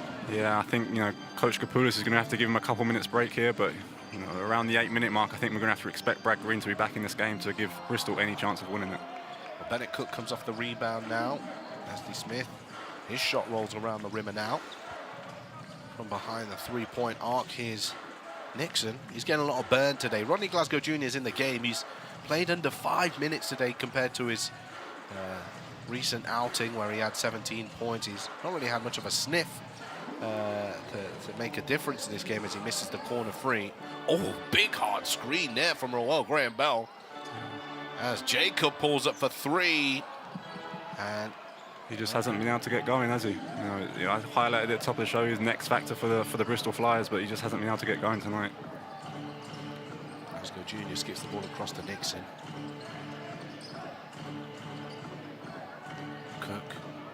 Glasgow Jr. turns the corner. Nice bounce pass off to Bennett Cook, and one play. There he is. Impact Glasgow Jr. If I can't score, I'll find my teammates. Yeah, I mean, we talked about it earlier on as well. You know that solid group of core players that the Sheffield Sharks have. You know, Bennett Cook and Rodney Glasgow have been there for a number of years together now, and you can just tell it's something that they do day in, day out at practice.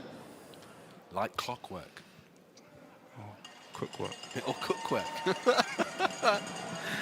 Who is the best pick and roll player you've worked with? Obviously, you're more the person setting the screen and rolling off it. Who would you like to have in your career, the player with the ball in their hands? A number of it. You know, in Europe, I've been lucky enough to play with a lot of really, really good point guards, pass-first point guards, which is a big man. We love those guys. Yeah. You know, they always look for us and look after us and make sure we get our points and our shots. So. Well, I need a name. Don't be kind here. I want somebody to. I mean, I will give a shout out to my guy from GB. You know, Teddy Kerafor. Okay, he was a pass-first point guard. You know, he liked to get us big guys involved. Gabe Olaseni and London Lions loved playing with him. You know, he was a facilitator, as they call him nowadays. Well, Stewart not facilitating there, knocking down a triple instead. That's his first points of the game from behind the arc. And the Sheffield Sharks applying pressure, 56-41. Glasgow Jr. Another assist for him. Yeah. Stewart, nice form on that. Trying to blow the game wide open here, the Sheffield Sharks. Really stepping on that accelerator pedal at the moment, and trying to finish this game off at the beginning of the fourth quarter. You can see the Bristol Flyers fan there slowly closing his eyes and lowering his head in dismay. We feel you. We feel the pain, right? Yeah, we feel the pain, and we feel the pain that is coming out of Andreas Kapoulis' mouth at the moment. Frustrated coach, obviously, and trying to get his team back in this game somehow, some way. Well, quite simply, you can speak about this from a GM perspective. Why haven't Bristol invested in going deeper in their roster? These injuries, yes, okay, a couple players back in, that's still only 10 players or so. For going into Europe, you need that full 12. Yeah, as I said, the British Basketball League on its own is an extremely tough league to play in physically. You play a lot of games, you're going to pick up injuries, especially around this time of year, the Christmas period, January, February. You're going to pick up a couple of knocks, and players are going to miss some games, and it's important to have that depth and taking into account that they are playing in Europe this year, which is extra games, extra travel, extra load on these bodies. The bodies like Brad Green, big boy. He's got to carry that load around for 50, 60 games a year. It's a lot of force going through that body, and you need some type of backup or reinforcements coming off the bench that can support the mainline guys. Well, I mean, they've got to be of quality as well. That's the thing. Yeah, and I think that's, if you look across the league this year, that is a big area of improvement. I think a lot of teams have looked for more depth. Obviously you take out of the equation the London Lions, who obviously have a lot of depth, and they're aware of how you need to play and what you need to do when you're playing European competitions. But for teams like Newcastle or Bristol, it is a learning process, is an educational process of what's needed and what's not. When you're moving into these European competitions, because as a league, we want as many teams as we can playing in European competitions, but at the same time, we want the best players playing in the British Basketball League week in, week out. Well, at this moment in time, the officials just checking the statistics sheet, making sure it's right. Now, for those British Basketball League fans out there, you might not think this is a big thing. It's huge that the stat sheet is right, because not only does it inform us about what's happened in the game, it tells the story of the game, it also helps to back up highlights and statistical information for professional players moving on to different leagues and up the ladder. Yeah, I mean, I can tell you firsthand that when you're scouting in the summer and when you're looking at players to bring into your team, you're always looking at those stats and those numbers from the players. That's the first thing you look at. You look at, to hear 15 points, 10 rebounds, you're like, oh, I'll have a look at his video and see what he's doing. I don't know about 10 rebounds. Maybe 10 assists. I got that in me. But 15 points only. Come on, man. Give me at least 22. But no, you're moving on in your career now. So you're getting on a bit. But, don't tell me that. I'm getting on a bit. Oh, man. Well, listen. If you want to find out more information about the British Basketball League, how games are unfolding, and also what's coming up next, you can get it all on Inside the Paint, live on the British Basketball League YouTube channel. And also you can catch the highlights of every single game as well on the British Basketball League YouTube channel. It's the place to be. Like, share and subscribe. Ensure you are supporting the wonderful game of British basketball. And tomorrow, don't forget, 2 more games in action. London Lions, Caledonia Gladiators, 2 giants in British Basketball League. Big pockets, can they make big plays? The Cheshire Phoenix take on the Leicester Riders, and the Phoenix riding high, second in the league against the Leicester Riders, who are still trying to find their form. 6 o'clock tomorrow. Next week, live on Sky Sports, it should be interesting to see, can the Newcastle Eagles bounce back from that loss against the Surrey Scorchers and defeat the Bristol Flyers? Well, in their current form, and as we're seeing right now, if the Bristol Flyers can't score the ball, they're going to have troubles dealing with a very high-scoring Newcastle Eagles, Dan. Yeah, I mean, we played Newcastle last night. They are an extremely potent team on the offensive end. Jordan Johnson, Ricky McGill can really get going.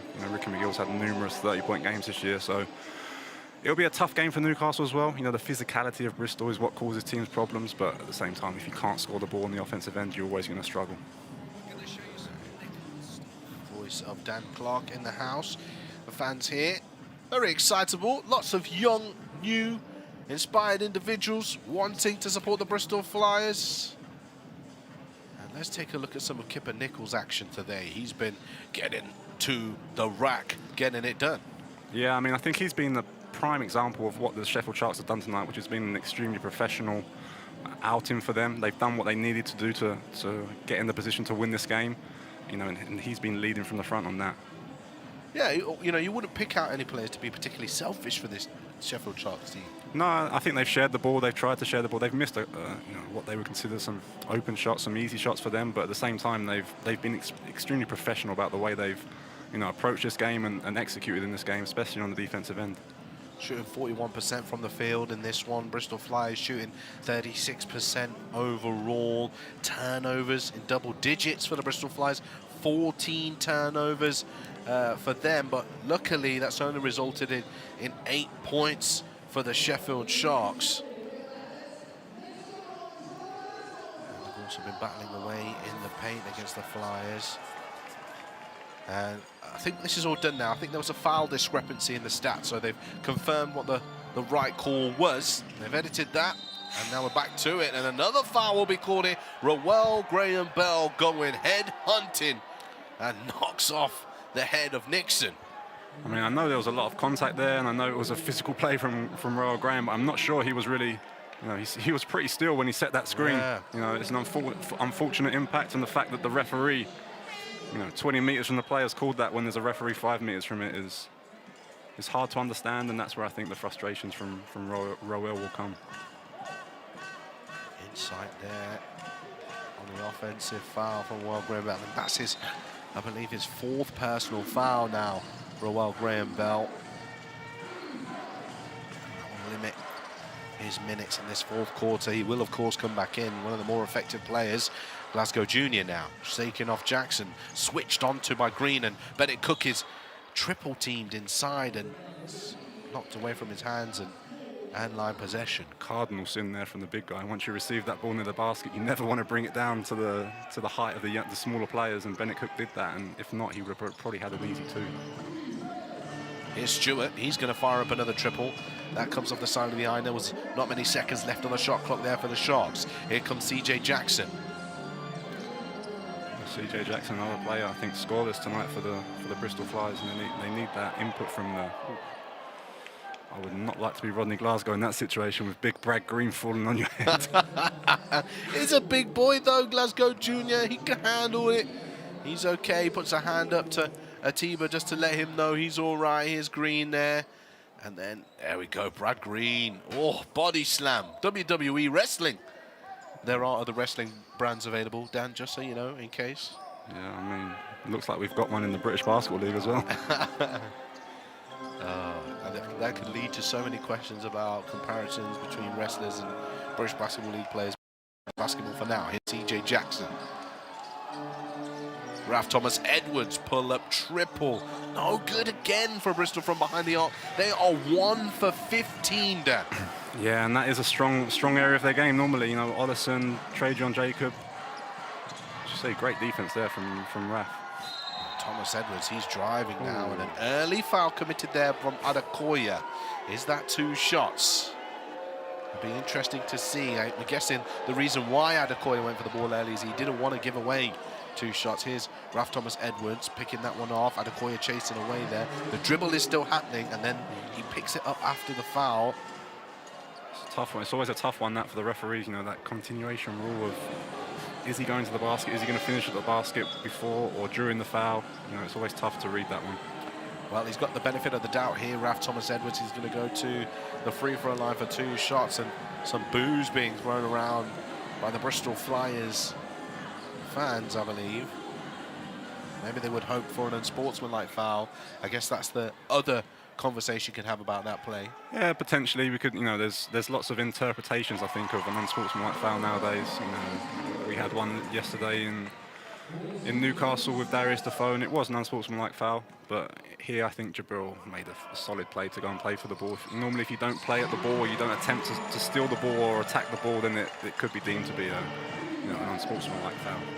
Ralph Thomas Edwards makes that second free throw. This is 4th point of the night. Glasgow Junior spinning, twisting, turning. Nice work from Jacob. Helps over Jacob. And he goes with his left hand there. Tries to get the score. Here's Stewart. Slows down the offense for the Sharks. He's going to pull up for 3 here, Stewart. That's a little bit of a forced shot. I don't think Atiba will be happy with it. He's got plenty of time to run down here. Plenty of time. You've got a 13-point lead. You don't need to take those shots at this point in the game. Inside Smith. Smith. His shot rolls off the front of the ring, and Glasgow Junior gets into the hands of Nixon, who will slow things down. I mean, I think that's 4 plays in a row now where Bristol have missed a relatively easy layup. They're 13 down. They could be. Oh, wow. How's that gone in? Stuart. I don't think it did. I don't know if it did there. You're right. Optical illusion. Optical illusions. And there is finally a 3. Did it go in? This Tevin Ollison there, and he has got his second triple of the night just for him and for the Bristol Flyers as well. Let's see what happens here. So let's go. Oh, it goes up through the basket and comes back in. What's the ruling there?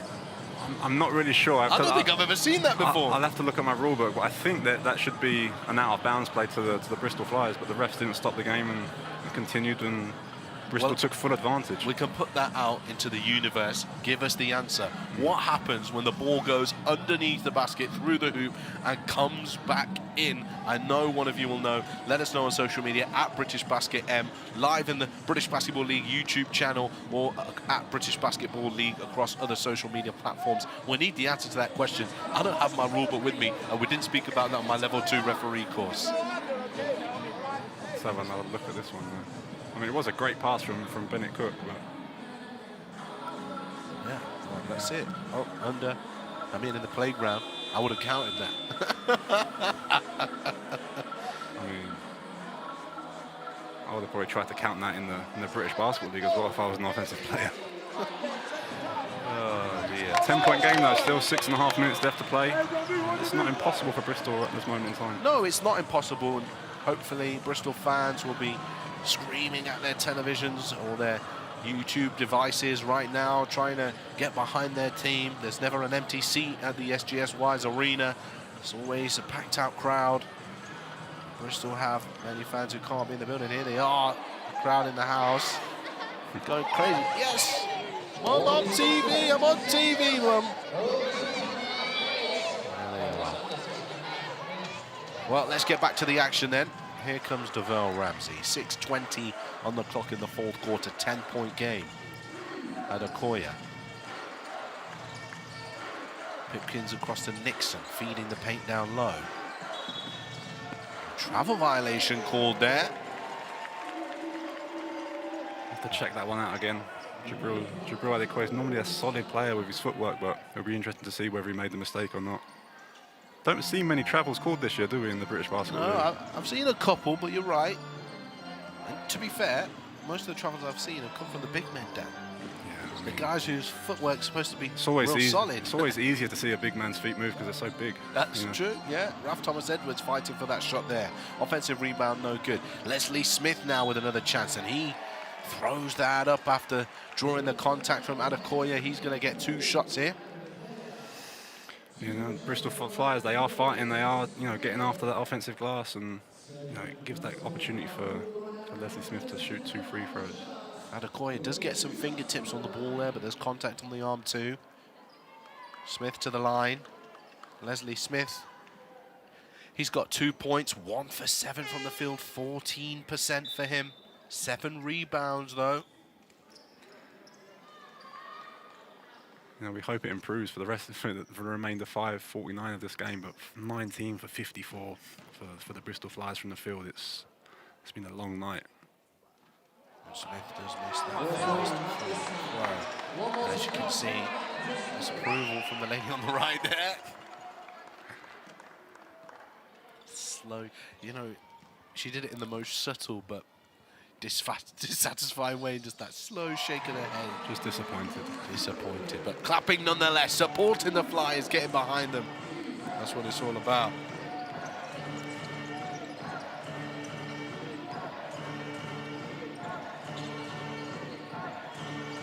Here comes Adekoya. Bristol have really got now focus on that stop again and get various possessions where they're, as we see Routinho make a veteran play. At this time in the game, you need those just little lucky plays where he almost lost the ball but ended up with a 2-pointer in the lane there.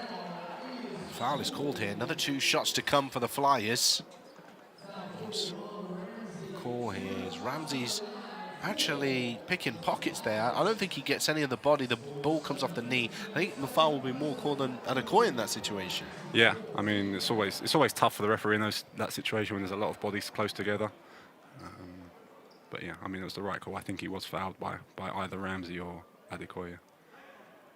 Here's CJ Jackson on the line. That's his first point of the night, CJ Jackson. You know, your starting point guard, you expect a bit more output from him. 20 minutes, 1 point, you need a bit more. We're not saying that he's the type of scorer that Ollison or Jacob are, but he needs to add to this Bristol Flyers offense.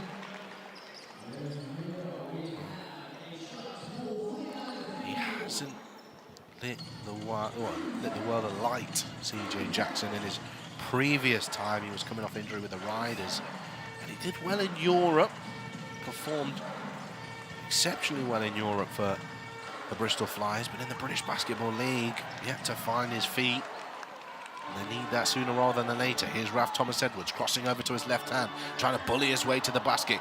Great work there from Jordan Ratinho. Sometimes it's not about stealing the ball or blocking the shot, it's just making it as difficult as possible for your opponent to score. Yeah, especially in leagues like the British Basketball League, where you have extremely talented players that you might make a great defensive play, but a lot of the times offense is always better than defense. So it's important sometimes just to be there and make it as difficult as you can. Bennett Cook there, that sequence of action. His hands were there, getting picked away, slapped as he fell and cut the ball back out, received it as he moved himself to a better position, get it to go off the glass. We'll get the rebound for you on that one and one play. But we'll have to do that after the break as we get a TV timeout. The Sheffield Sharks still in full control.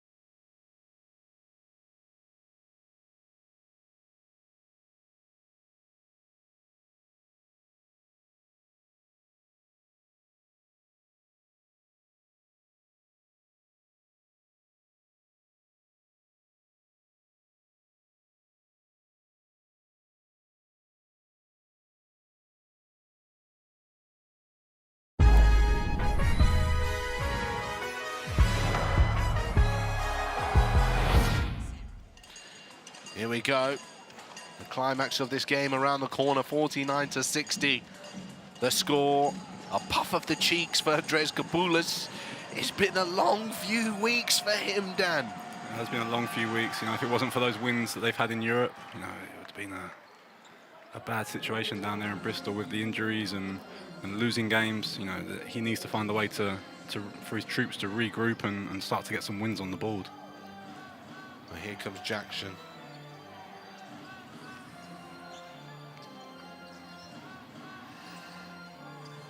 Here's Smith along the baseline. Oh my goodness, play of the game out of nowhere. This game was turning. Trajan Jacob lighting it up.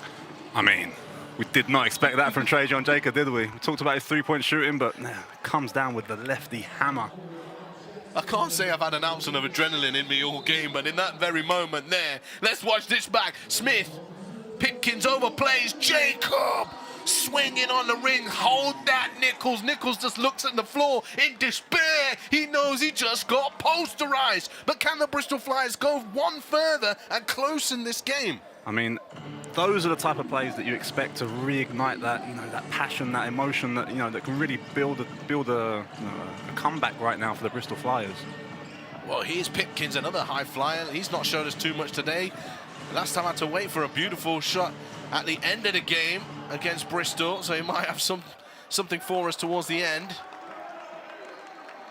Great play from Pipkins there. It is an end-line possession. Sideline possession, or end-line possession, should we say? Yeah, he just managed to tip the ball off the Bristol Flyers player that was already out of bounds, and it's a smart play. There's Ramsey ready to inbound, gets it across now. Pipkins jabs, drives, gets away from Raf Thomas-Edwards, and he's just so silky.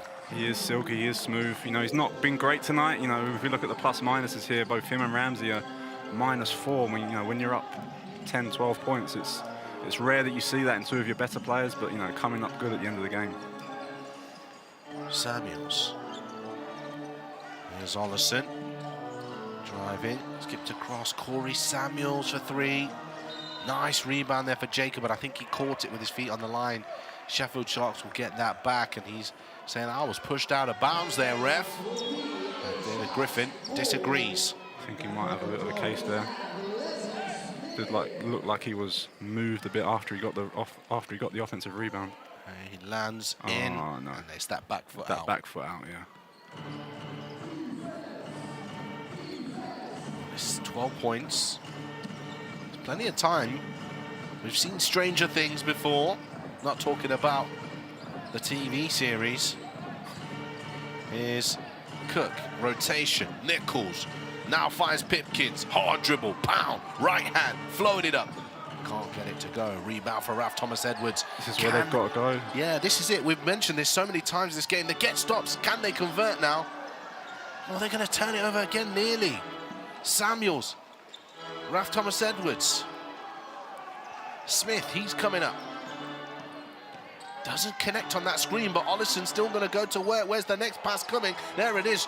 Rafael Thomas-Edwards, and there's a rebound for Cook, and a foul is called as he's pushed out of bounds. Leslie Smith straight away, hand in the air. Yeah, it's just another example of, Bristol Flyers not executing. That final shot, you'd expect it to be a Trajan Jacob or a Tevin Ollison shot, and it's ending up in the hands of Rafael Thomas-Edwards, and you need your best players taking those key shots at the end of the game. There is one of those conversations you were talking about between officials and players. They do happen. Yeah, it's good to see. It's good to see, and they're both smiling as well, which is important. Even though it's a tense game and not many things have gone well for Trajan Jacob, he's still able to smile and enjoy what's going on. Misses that free throw there. The sound effects playing out on the arena sound system. Home advantage of Bristol Flyers. Yeah, and Bennett Cook, as we said, it's not his forte, is it? The free throw shooting this season, but the Flyers fans still backing their team to get back in this game. Here's Jacob. Time is running out now. Just over 2 minutes left to go. Ollison to the right hand. Nice finish at the rim. What can the Flyers do now? They need a stop. Yeah, they need to pressure the ball. They need to get some turnovers, and they need to get some quick scores on the offensive end. There's Ramsey. Driving downhill, Ramsey, and whistle's blown here. Foul, pushing foul called. It is a Bristol ball. Now 2 shots for the Bristol Flyers. Sheffield Sharks are in the bonus. That means they have 4 or more team fouls in this quarter. There's the bench point contribution. Well, as things go, really, relatively low numbers for both teams there, 17 and 22 points. Yeah, especially low for Sheffield, I think. We talked about it when we announced the starting lineups and the depth that the Sheffield Sharks have on their bench. It's surprising that they've got that little output from those guys. Leslie Smith knocks down the first free throw. This second one is vital. Well, I'm almost willing the Bristol Flyers on here. We want to see a close finish, Dan. We do want to see a close finish. It's exciting, but you know they need to get a couple of stops and they need to get a couple of quick scores on the offensive end, as I said before. Well, there is the bucket, 8-point game. Devell Ramsey will do everything in his power to take his time getting over the line and slow things down, get a good set here, get a good look at the basket, take your time to find it, find the right shot. Here's Pipkins coming off the screen from Cook. Kipper Nichols sets a ball screen, pops out for it now.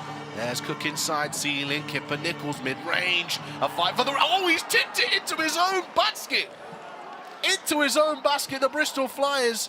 Leslie Smith, I believe it was. And let me tell you, when that happens, the points go to the opposition's captain. See, I know that rule there. So we've had the ball go underneath the hoop and back through again.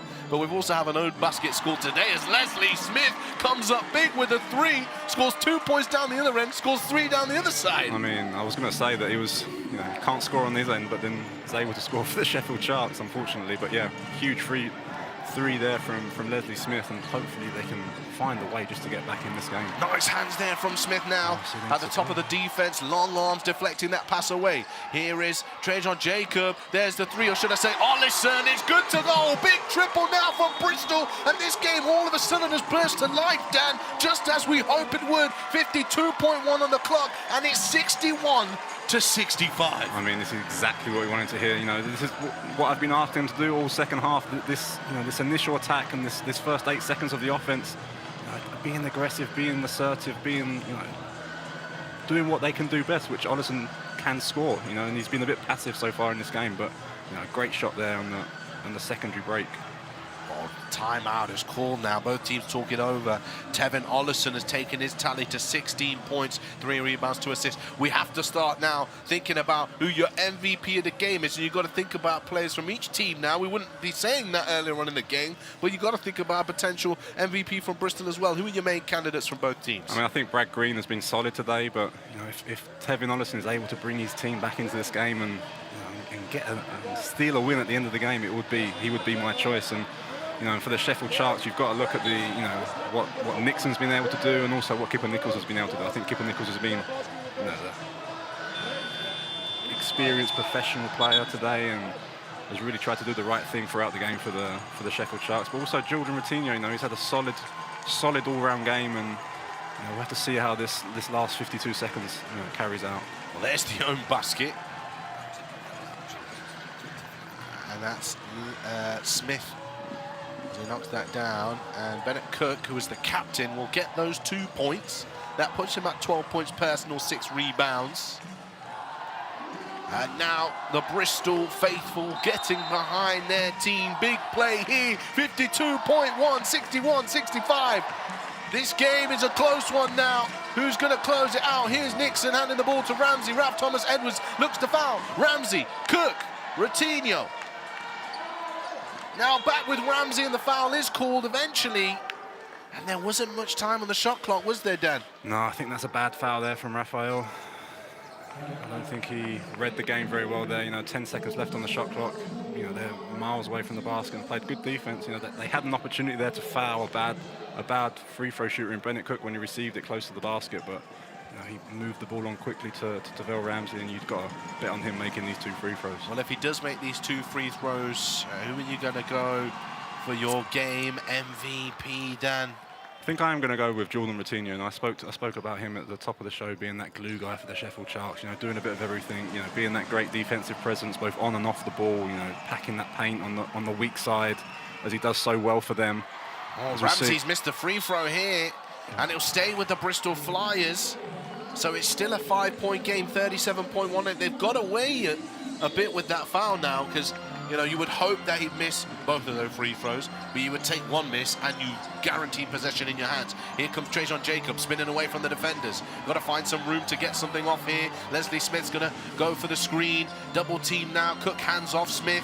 They've got to find a shot here, Bristol Flyers. It's going to have to be Smith. Off the glass and in for 3. Hail Mary. Leslie Smith knocks that one down. And all of a sudden, it's a 2-point game. 20.4 in the clock. Atiba Lions doesn't call a timeout here. It's stolen away. And a double dribble violation is called. And the referee is receiving an incredible reaction here from the Bristol Flyers players. Ralph Thomas Edwards trying to take his players away so he doesn't cause a technical foul. The referees will talk it over here. Bristol had come up with a steal. Andreas Kopoulas, he's also very upset in this situation. We have not had much drama all game, and in the final 5 minutes, it's all happening here in Bristol. They're going to talk it over.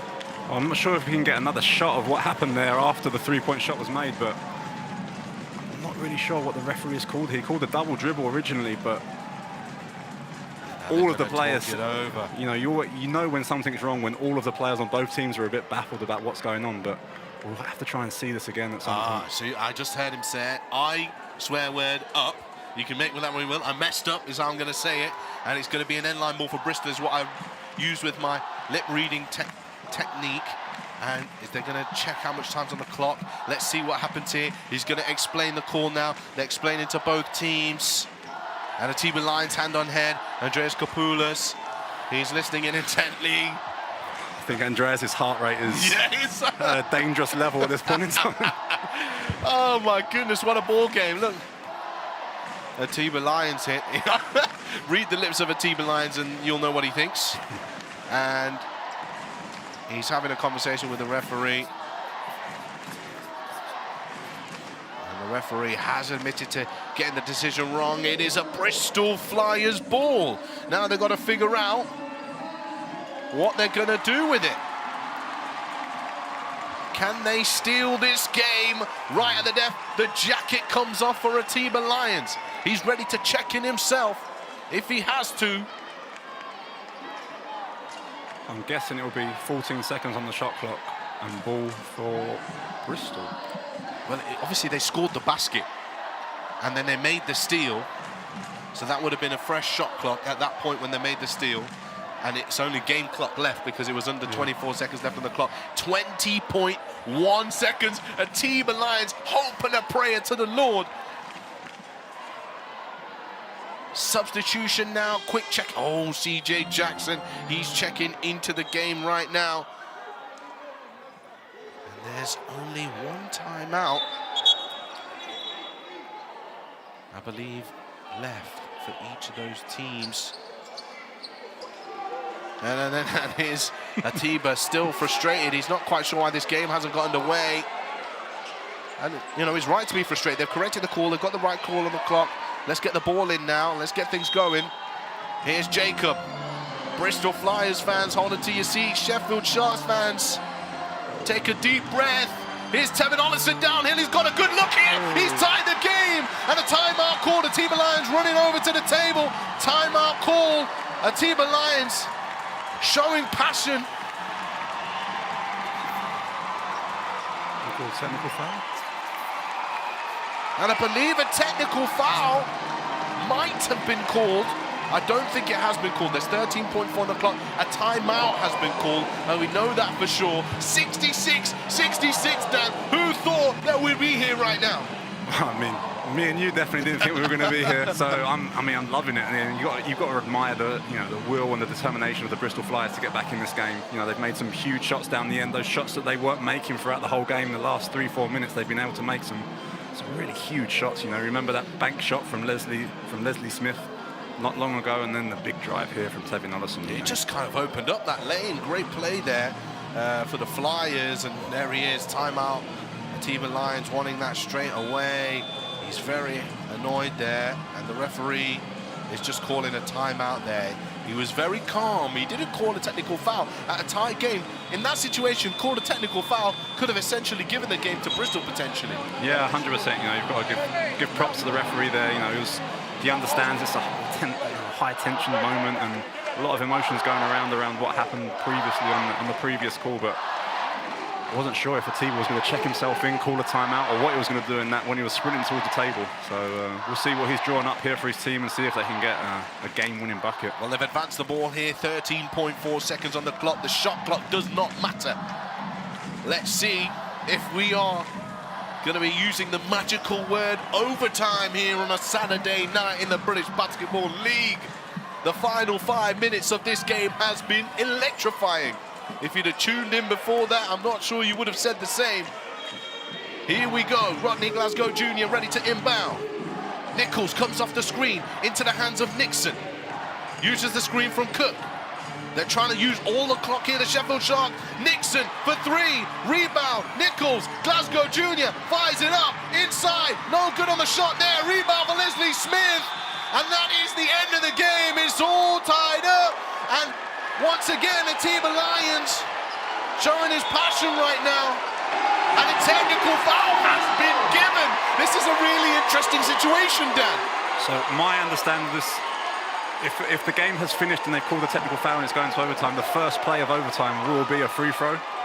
So therefore, but we'll see. Again, we might need some help from our fans at home to get the interpretation of this rule. Yeah, listen, tonight has been definitely one for the referees in terms of rules.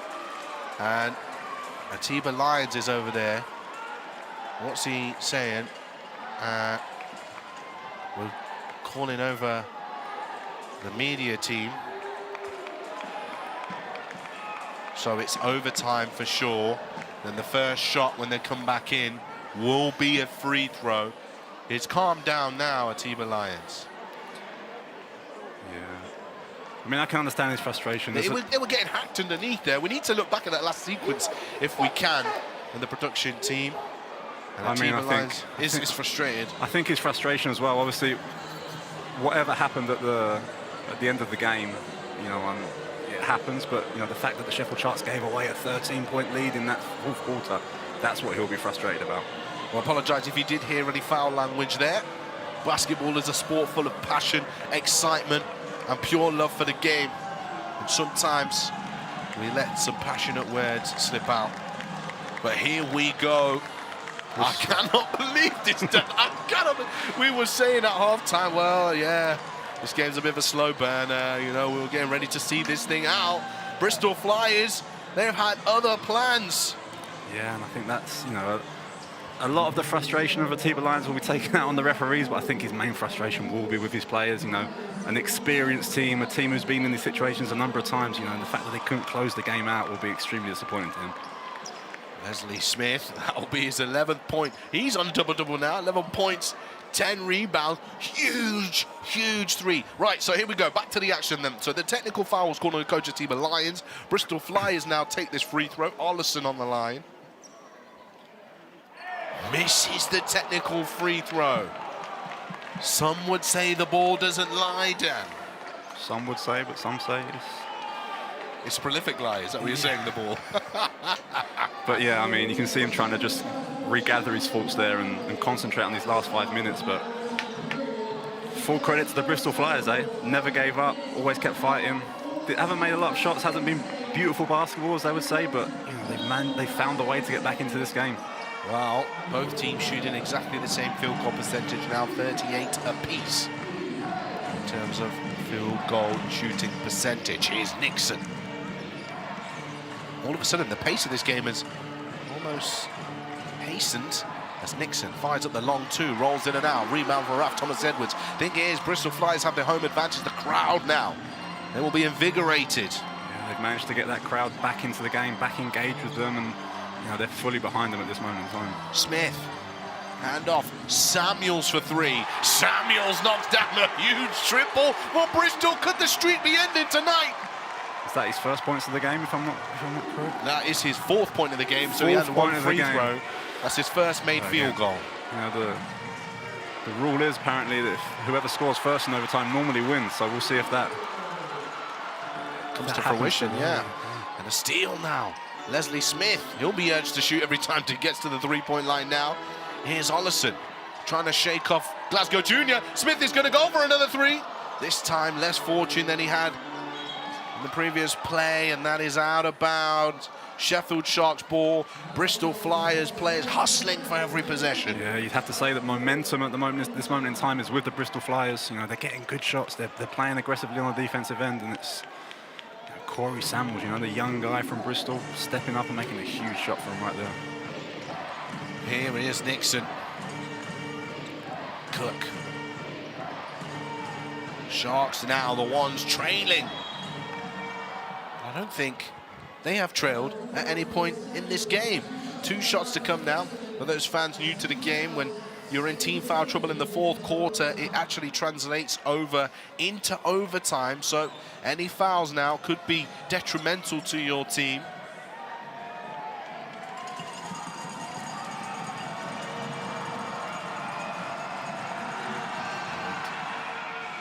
Nixon misses the first. We've talked about those Bristol rims a couple of times tonight. A couple of shots for the Sheffield Sharks lately have just rimmed out, and they've not got that that shooter's roll. And Nixon makes the second there. Sheffield Sharks led tonight by 15 points. Bristol Flyers have clawed it back in this 4th quarter with a 25-16 quarter score. Here is Ollison. Shaking off Ratinho with the spin. In the corners, Jacob fouled and one. Big time play. Triple falls, nothing but net. High-fiving his teammate. Chance to make it 4 points. This is all going Bristol's way. The fans are on their feet. They're hugging, they're embracing.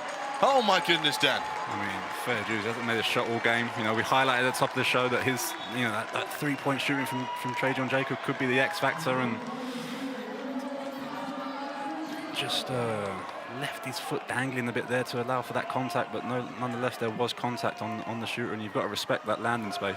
I'm going to give you a tough question now, Dan. We're going to talk about MVP again. It's your player of the game. You've got to wipe the board clean. Wipe it clean, and we're going to have to see how this final 3 minutes plays out, because as we've seen from the first 40 minutes, anything can happen in this game. Well, Trajan Jacob sinking that free throw to make it a 4-point play. That takes him to 14, or should I say more than that. He's actually at 17-point personal after that one. Here comes Rodney Glasgow Jr. We see Atiba Lyons going with his experience, and Nichols driving, had to throw that one up. He's going to get 2 shots now. Listen, there is foul trouble for the Bristol Flyers. CJ Jackson on 4, Raf Thomas Edwards on 4, Roel Graham-Bell on 4. So it's going to be tough. They might start to lose players here. Here's Kipper Nichols, he's on the line. Brad Green. He's still on the bench, Brad Green. It is true that, and Coach Kapoulis has found a lot of success with Leslie Smith picking and popping at that 5 position, making it difficult for those big guys to get out there and contest. Well, I'm using my eagle eyes there, and if you could see Green, he actually had his knee strapped up. I don't believe that was there earlier on. He could be sitting down because he's picked a little something up, and if he has, that's really worrying for Bristol in the long term. Another one to add to that injury list. It's getting bigger and bigger as the games go on. Kipper Nichols, second free throw is good. Right, it's a 4-point game now. 3 minutes, 3 seconds left in overtime. Sheffield Sharks, the one chasing. Almost running out of time there. Samuels, they've got to get it over half court as well. Shot clock winding down. 15 seconds left on it. Leslie Smith, handoff to Jacob. Jacob finds Smith again. Nice pass inside to Samuels. And Roel Graham-Bell tries to collect that offensive rebound. Here's Glasgow Jr. He's kind of eyeing up a shot here and tried to find Cook at the same time. And the foul is called off the ball. Corey Samuels with the mismatch against Cook. He was just battling for position there. Irritating him like a little fly. I'm sure you've been in that position before. A little fly, and I think Bennett Cook was, trying to swat that fly. Kept his cool, kept his hands up, was not going to commit the offensive foul, because we know what the little guys are like. They like to exaggerate any type of contact and down there, so it was great play from Bennett Cook there. But again, it's not a bad foul from the Bristol Flyers. You put in one of the worst free throw shooters in the league on the line. Well, Corey Samuels, I believe, has his 3rd personal foul. Missed that shot, Bennett Cook. As you envisaged, Dan Clark. Here's the second, he'll make that one back to a 3-point game, 2:32. Can Sheffield get another stop? They're applying pressure full court once again. Here's Ratinho, face guarding Tevin Ollison. Ollison trying to lose. Ratinho does so. 3-point step back, bounces off the back of the iron. Offensive rebound for Bristol. We know they're so good at doing that. Smith, they recycle the offense here. CJ Jackson calls the play. I think you've got to get the ball back to Ollison or back to Trajan Jacob. Here's Roel Graham-Bell. He's inside, losing his balance. There's Jacob under pressure. Lights out. Oh my goodness. Unconscious. Ice in his veins. Trajan Jacob, 20 points. Yeah, as we said, he's capable of any night winning the game or losing the game for the Bristol Flyers, and at this moment in time, he's winning it. And a big block as well there for Jacob. A 3 for the reply for Nichols. No, big offensive rebound for Smith. And down on the floor right now is Nixon. Trajan Jacob down the other side of the floor, absolutely knocking down the triple other end. Get that out of my house. This is Bristol, baby. We weren't going to let you come and take it so easy. Here's Jackson. Let's see that play again. I think there's contact here as well a little bit from Nixon. There it is, Dan. Looks amazing. I mean, from a Sheffield Sharks point of view, you can't really do much. You just got to stand there and say, well done to Trajan Jacob on that play. I mean, we criticised him a bit earlier on in the show for not getting going, but when times come in overtime, he's made a couple of huge shots. Nixon's going to check out the game there. Looks like he's picked up a little knock on his shoulder. Not quite sure what the full extent of that is. Hope he is okay. Interesting lineup that Tiba Lyons has gone with here in the overtime, because obviously Jacob pushing the floor. Oh no, misses the layup. Trajan Jacob, I think he was conscious about Bennett Cook behind him. I thought he was just going to stick it. We saw him throw down that huge left-handed hammer in the fourth quarter that was a spark for the Bristol Flyers, Oh, what a redemption there! Leslie Smith swiping left on Tinder. I don't want to see you in my paint. We are not a match. I mean, great play again from the defensive end with Leslie Smith. He's really stepped up since Brad Green's been out of the game. On the offensive end, on the defensive end, as we see there, it's been absolutely immense from Leslie Smith. I can't believe how this game finished. I'm going to say that so many times, but here we go. Glasgow Junior now. Can Sheffield Sharks fight back? The captain, or should I say not captain named on the night, but Glasgow Junior misses the 3-point shot.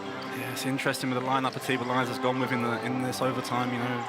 Pipkins has just checked in the game after the injury to Nixon, but no Ramsey, no Pipkins. He's really gone with his trusted troops in Glasgow Junior and Ratinho. Now going downhill, and Leslie Smith is the man of the hour, the man of the moment. Wow, 13 points, 10 rebounds, 4 blocks, Dan. He's got to be in your MVP thoughts as well. Here's Ratinho. And there's the 3 from the Sheffield Sharks. Keeps them hanging around. Have we got more yet to expect in terms of drama? Leslie Smith misses the layup. Rebound Cook. He's pressured straight away. Foul over the back. 2 shots to come for Cook. Once again, as you said, it's not a bad foul though, Dan. It's not a bad foul, but I'd say the layup, or the attempted layup by Leslie Smith, although it's a layup and he should have made it, just pull it out. You guys are up 5 points with 40 seconds to go. Make the Sheffield Sharks play defense and run that clock down. Here it is. The foul over the back. Some may call it Hacker Shack or Hacker Cook. Hacker Cook. Splat the rat, right? That's what the game was, right? The fate game. We used to do little fairs and fates. Splat the rat. There is Cook. Saturday entertainment at its finest here in Bristol. Bennett Cook now, can he go 2 for 2 to put the Sharks within 3? Important free throw. He makes it count for the Sheffield Sharks. 43 seconds remaining. And substitution now. Bennett Cook looks like he's spent here. Jabril Adekoya will step back onto the floor. Smart decision. Yeah, I think it's a great decision by Tiba Lyons. Obviously a much better defender. Jabril Adekoya coming onto the floor, able to switch on any ball screen, able to keep a smaller person in front of him. Well, he is CJ Jackson one-on-one with Pipkins into the hands of Smith. The Sharks will not want to foul here. The handoff now, Trajan Jacob driving to the rack, throws it up. The rebound for Adekoya. He's just come into the game. This is it. And a foul has been called. 2 shots to come. Foul is called. Oh, technical foul been called on Trajan Jacob.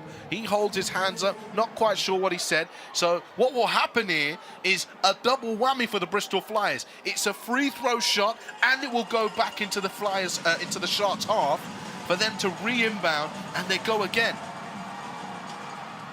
There's a free throw being made now. So a chance of a 3-point play. They didn't need to make a 3-point shot for the Sheffield Sharks. They now have a chance to tie this up. Yeah, it'll be interesting to see what Trajan Jacob did there. Did he throw his arm? Did he say something? I think he was turning, and Adekoya did come across him, so I can see why he felt like he was fouled. But the referee, I thought, was the right no call there. This is it, a 2 required to tie the game. Glasgow Junior trying to find some room. He steps to the side, drives inside, ball fake, trying to move. Leslie Smith with the block. Trajan Jacob and a double dribble called, correctly so. I saw Trajan pick that up after dribbling it and put it on the floor again. That's a great call from the official. Need to see that on replay if we can. He's getting an earful from the fans there. I think a timeout has been called. The Sheffield Sharks can talk it over here. 3.4 seconds on the clock. Incredible. Here's Glasgow Junior. I knew he was going all alone there. You've got to use your teammates. Then Trajan Jacob, he picked that up. It looked like he dribbled it just before, so Andreas Kapoulas is just saying, get back, don't get another tech, because that would have been him out the game as well. This is it, the most important 2 points of your career in some aspects right here, Dan, to tie the game again and go to double overtime. Yeah, I mean, so much to talk about. I think the thing we've got to highlight right now, Leslie Smith. I mean, what an overtime he's had. You know, again, he comes up with an amazing block again there on Rodney Glasgow Jr. Not been Rodney Glasgow Jr.'s night, but still, Leslie Smith at this moment in time. You know, if things carry on like this, he is my front runner for player of the game. He's had 5 blocks on the night, been spiking them left, right, and centre like this is a volleyball court. Make that 6. 6 blocks overall for Leslie Smith. Double-double as well. 13 points, 11 rebounds. Not the highest field goal percentage, but he's good from the 3-point line. 2 for 4 from behind the arc. Bristol Flyers hadn't hit a 3 until the second half.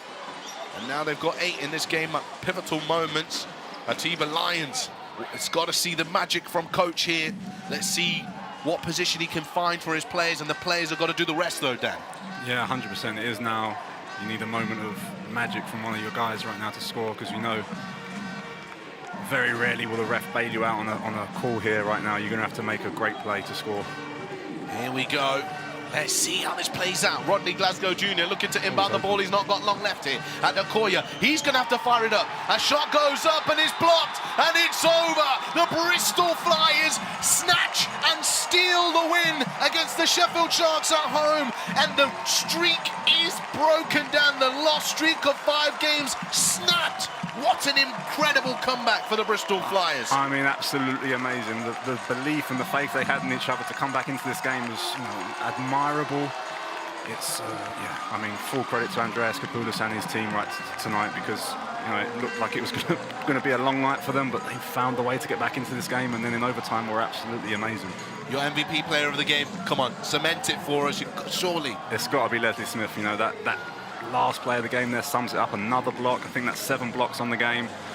You know, 11 rebounds, 13 points. You know, really stepped up when, you know, one of the most important players in Brad Green, you know, for whatever reason couldn't play any longer in the game. So great performance from him tonight. Well, can't take away from the fact that Trajan Jacob came up big. 20 points, 5 rebounds for him. Tevin Ollison steady throughout the game. 18 points, 4 rebounds, 4 assists. Brad Green double-double before he sat down, which looks like a suspected injury. But there you have it, your player of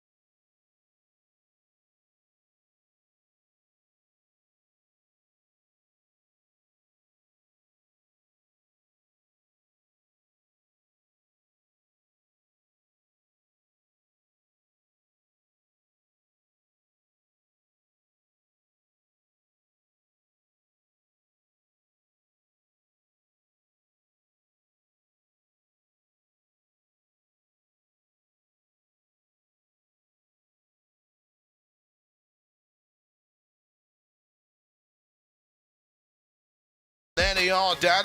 The difference, you know, that 30%, not the greatest shooting percentage from three-point territory, but the fact they scored some threes in the pivotal moments means that they got the win.